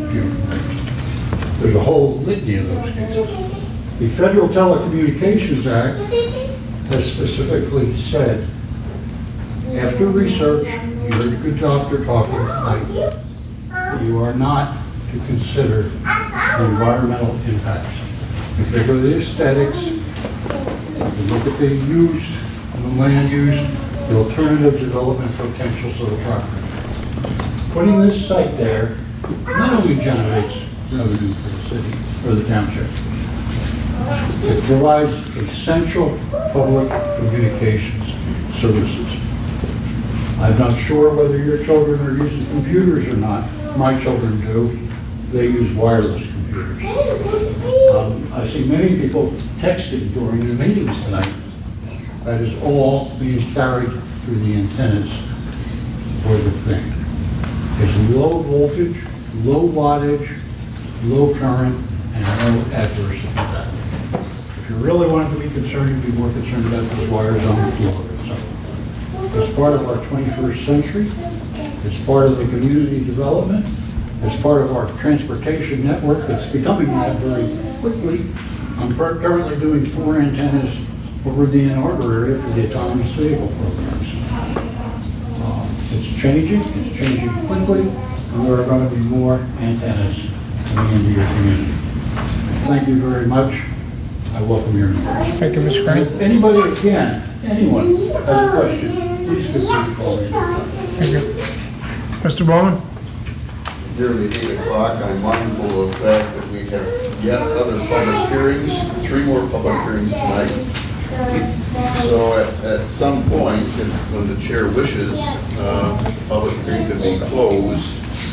Public needs to be aware that the public hearing being open is their last opportunity to speak on the record. I believe those who have wanted to approach the podium have, but would defer to the chair to see if there are any comments at this time by the Planning Commission before we proceed to the other 2 public hearings on the schedule this evening. Do you think the remarks from the Planning Commission will be on the public hearing? They do not need to be part of the public hearing if you're ready to close the public hearing. I didn't know if anyone wanted to ask a question of anyone in the audience who has spoken on Mr. Gray. If there are no questions, then the public hearing can be closed. Okay. I feel it was well spoken by the audience. Good public hearing.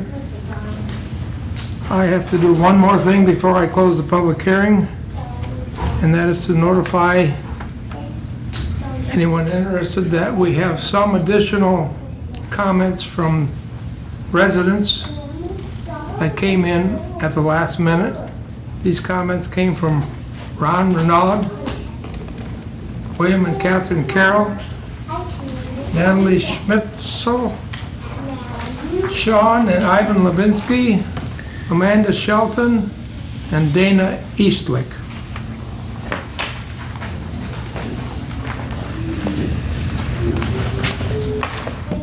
If there's no further business, which I hear none or see none or know of, I will close the public hearing at I got one quick question, actually, for you, if you don't mind. This is not a question and answer session. It'll be your comment, please. Well, I'm wondering how many antennas are we going to be putting on this pole if it gets put in? Are we going to limit it down to 1? Are we going to up it to 5 like we have right outside? And I mean, if we do limit it, then where's the next pole going to go? Because AT&T and all the others are going to want to have it up as well. That question will be answered at the site plan hearing. Thank you. Yes, ma'am. Thank you. Mr. Smith? Yes, ma'am. If you would just add to the last minute comments, the letter of Emerson Shelton that was submitted to the secretary.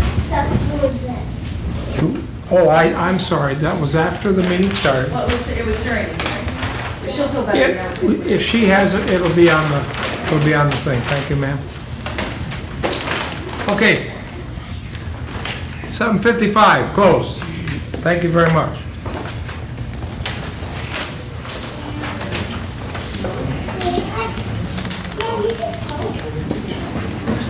The applicant has responded, is that correct, sir? Mr. Crane? Did you leave? No, he's right there. He's right. He has responded. He has responded, that takes care of the fact that he has that right. Still got 3 more guys. Other than Mr. Crane, who is the representative of the applicant, would the applicant, Verizon person care to say anything at all?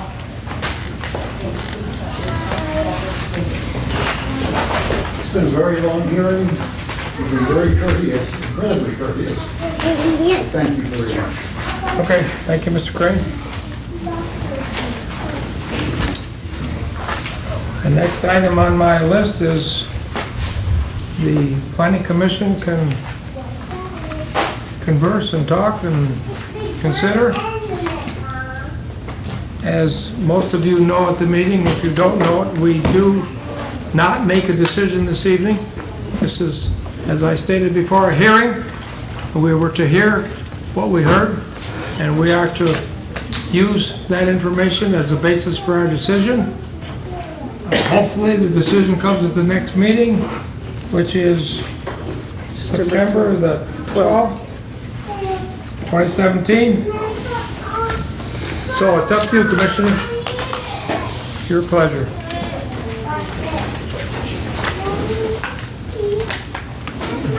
We do have another public hearing this evening, just for your information.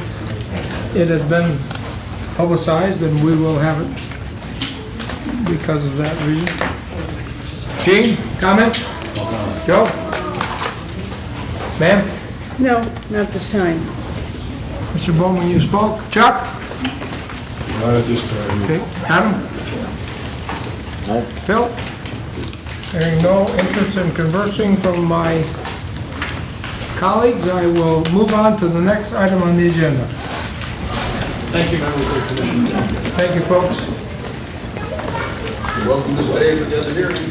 It's about septic tanks. It might stink, but you can stay. Very important. Go ahead. Go ahead.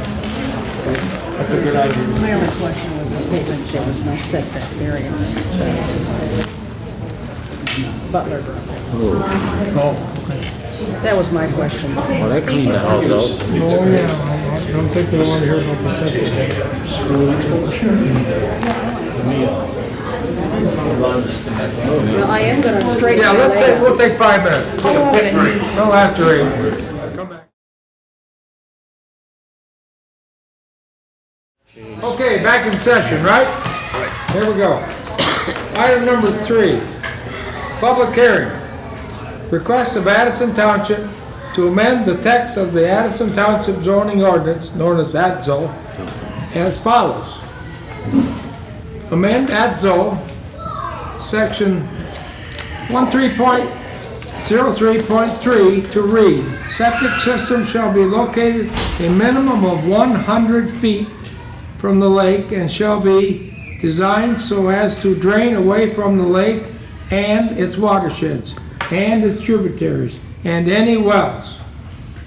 The 100 feet setback may be reduced to not less than 50 feet, provided that an applicant submits to the township an approved on-site wastewater treatment system permit issued by the Oakland County Health Division or any replacement.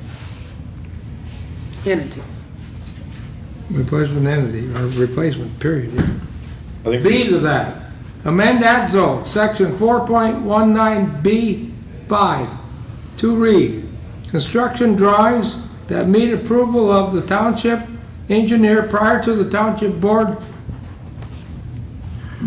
approval, if the private roads will serve as a single parcel or building site that is adequate, deed restricted from further divisions in a manner acceptable to the Township Land Division Committee. Following review by the Township Legal Counsel, the Land Division Committee may waive the requirement of construction drawings. C. Amend ADZO, section 2.02, definitions.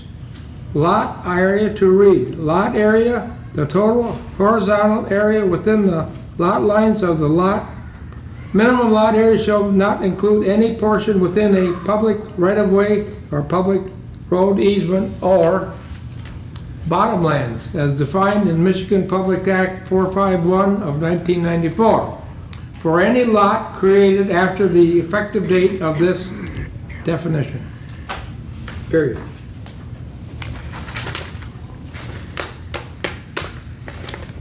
As customary, if we want to talk, we can talk for a minute.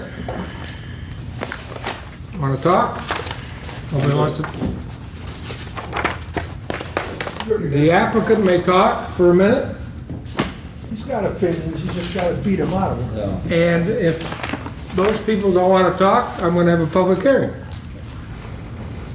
So I will open the public hearing at 8:10 on the verbiage I just read. So, public hearing is here from the public. Mrs. Public, would you like to speak?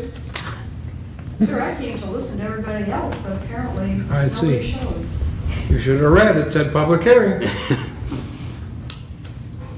I will have to say that we have no comment from the public, and I'll close the public hearing at 8:11. Now it's up to the board to talk. What would you folks like to say? Mr. Chairman, do we handle each one of these individually, or? Yes, I'd like a motion to recommend each of these, just simply by letter A, B, or C. So up or down vote on each one. Recommend to the Township Board that we forward language A, yes or no? B, so yes, if you could hand them individually. I don't have a form for it. Separate motions, please. Are we making motions and voting tonight? It's my belief that we don't vote if we have to consider the weight of public opinion. However, since there's no public opinion, you are free to act this evening to make a recommendation to the Township Board, knowing that others who care can also show up at the Township Board to express themselves. I don't have that form. Now, we're only going to act on the septic thing, right? Yeah, the first one is A, subject tank. Shall we refer this language to the Oh, no, Township Board? we'll back up a little bit. The first public hearing is done, and the business that we're going to do about that tonight is done, is that correct? Correct. Okay, now we're going on public hearing, next one. Right. And there's 2 parts to it, or 3 parts, one or the other? 3. 3 parts. Part one is A. And you want a motion on each one of those parts? Yes, to either recommend it or not. That- That is to the Township Board. And this verbiage will go to the Township Board? It comes from us as a recommendation, is that Yes, correct? that's correct. And so they have the final say? That's correct. Okay. Mr. Chair? Sir?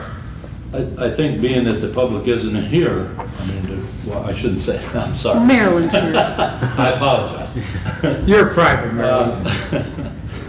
I think because we came up with this language pretty much through our discussions in previous meetings, I guess I would like to recommend on Part A of this, that we recommend approval of this verbiage to the Township Board. You have the right to make that motion. I'm making that, I'd like to make that motion now. Okay, we heard a motion in a second. That item A, as written, be recommended for approval to the Addison Township Board. So I have a motion, do I have a second? Joe did. Yes, Joe. Okay, motion in a second. Any discussion on that? I'd like to make a comment.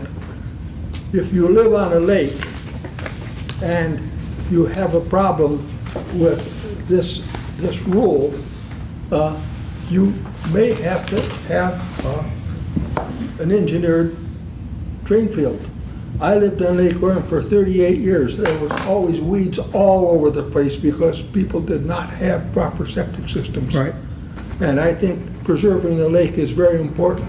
This is not too much to expect. If you got enough money to buy a place on a lake, then you got enough money to get a drain field.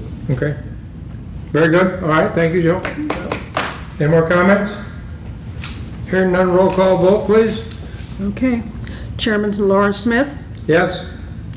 Vice Chair Jean Lord, Yes. Secretary Benz, yes. Linda Garrick, No. Phil Marshall, Yes. Chuck Sargent, Yes. Joe Schneer. Yes. I made the motion, I better say yes. So you second it. So 6 yes, 1 no. Okay, that's item number A. Item number B.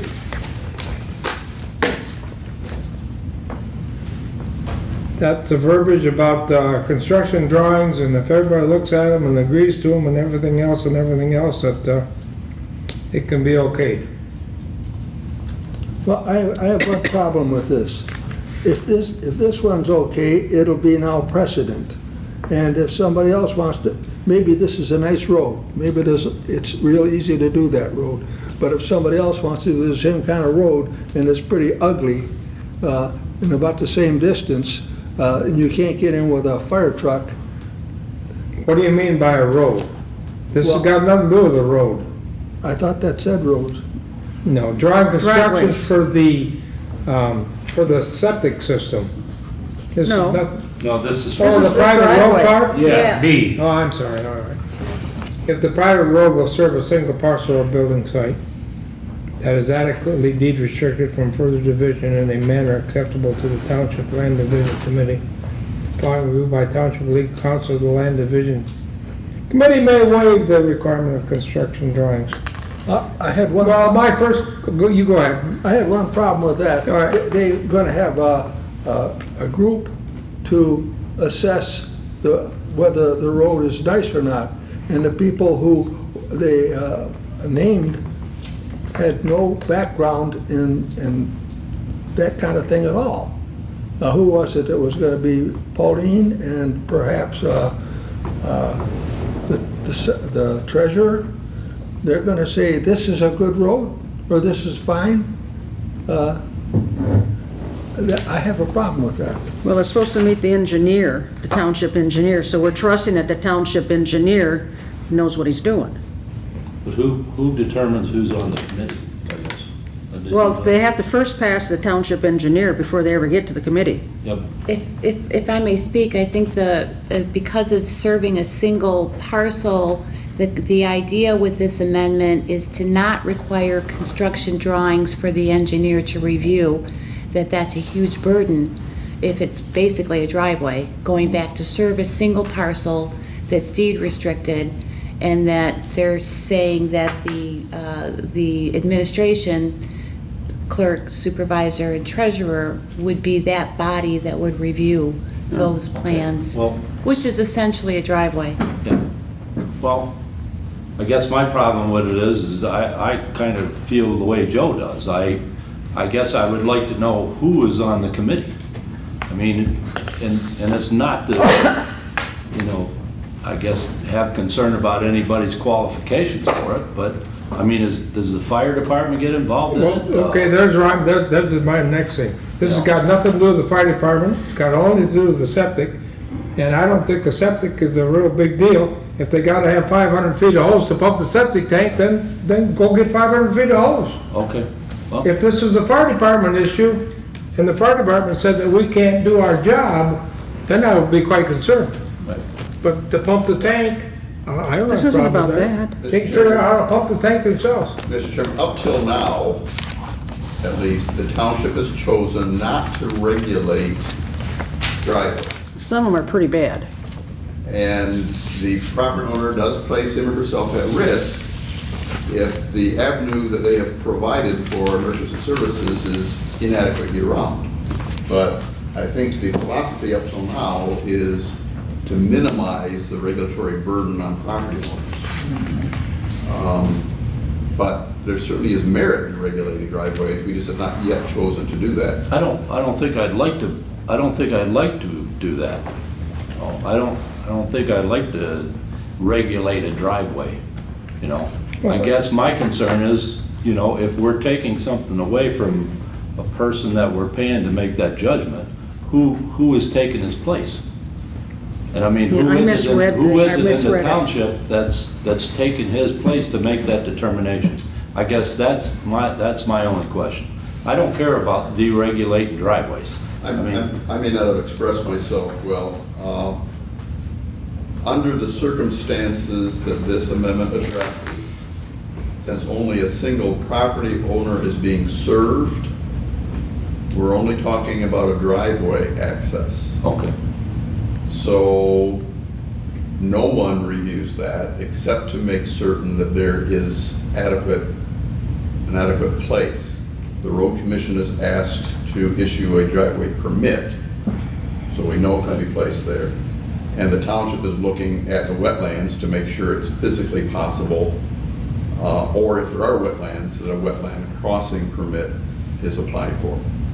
But if it's physically possible to put in the driveway, then the property owner is being allowed to do it as well or as poorly as anyone else. South Curtis Road, very poorly. Okay, What were they thinking? keep talking. We're not gonna talk anymore, we got on the In motion. that case, then I'll just make the motion that we send this, we send this to the township board for. Item B, Item B. it's been moved. I have a support, Yes, second. I have a support and second. Any more discussion? Hearing none, roll call vote. Okay, Chairman Lawrence Smith. Yes. Vice Chair Gene Leward. Yes. Secretary Benz, yes. Linda Garrick. Yes. Phil Marshall. Yes. Chuck Sargent. Yes. And Joe Schneer. Yes. Okay. you, 6 folks. yes, 1 no. Item C, amend EDZO section definitions, lot area to read. Lot area, the total horizontal area within the lot lines of the lot. Minimum lot area shall not include any portion within a public right-of-way or public road easement or bottomland as defined in the Michigan Public Act 2415 of 1994 for any lot created after the effective date of this definition. That one should be whatever. I'm moving this way because people have a lot of water and say, that's part of my land. I mean, that's part of the lawn. It's not really. I think this is a good amendment to the ordinance. Then I would like to hear you so move. I will so move this motion to... I'll second the motion. Thank you. Motion to second that item C be sent to the township board. Any discussion? Hearing none, all in favor say aye. Aye. Opposed? Unanimous. Now I gotta find what else to do tonight. Public forum. Public forum. There's still the public lady here. You got anything you want to talk about, Marilyn? Say something, Oh, public. I'm gonna keep all my thoughts and opinions private. Because of lack of an audience, we will pass by the public forum. Sure. We'll take commissioners' reports. Anybody in the commission wants to report something for the good of the order, I'd like to hear about it. Hearing no volunteers, I will say that you heard tonight that the ZBA is quite incompetent and a few other things, so other than that, we'll just carry on. I'll make a motion, we adjourn. I'll second that. Motion second, we adjourn. Any discussion? Hearing none, all in favor say aye. Aye. For same sign, unanimous.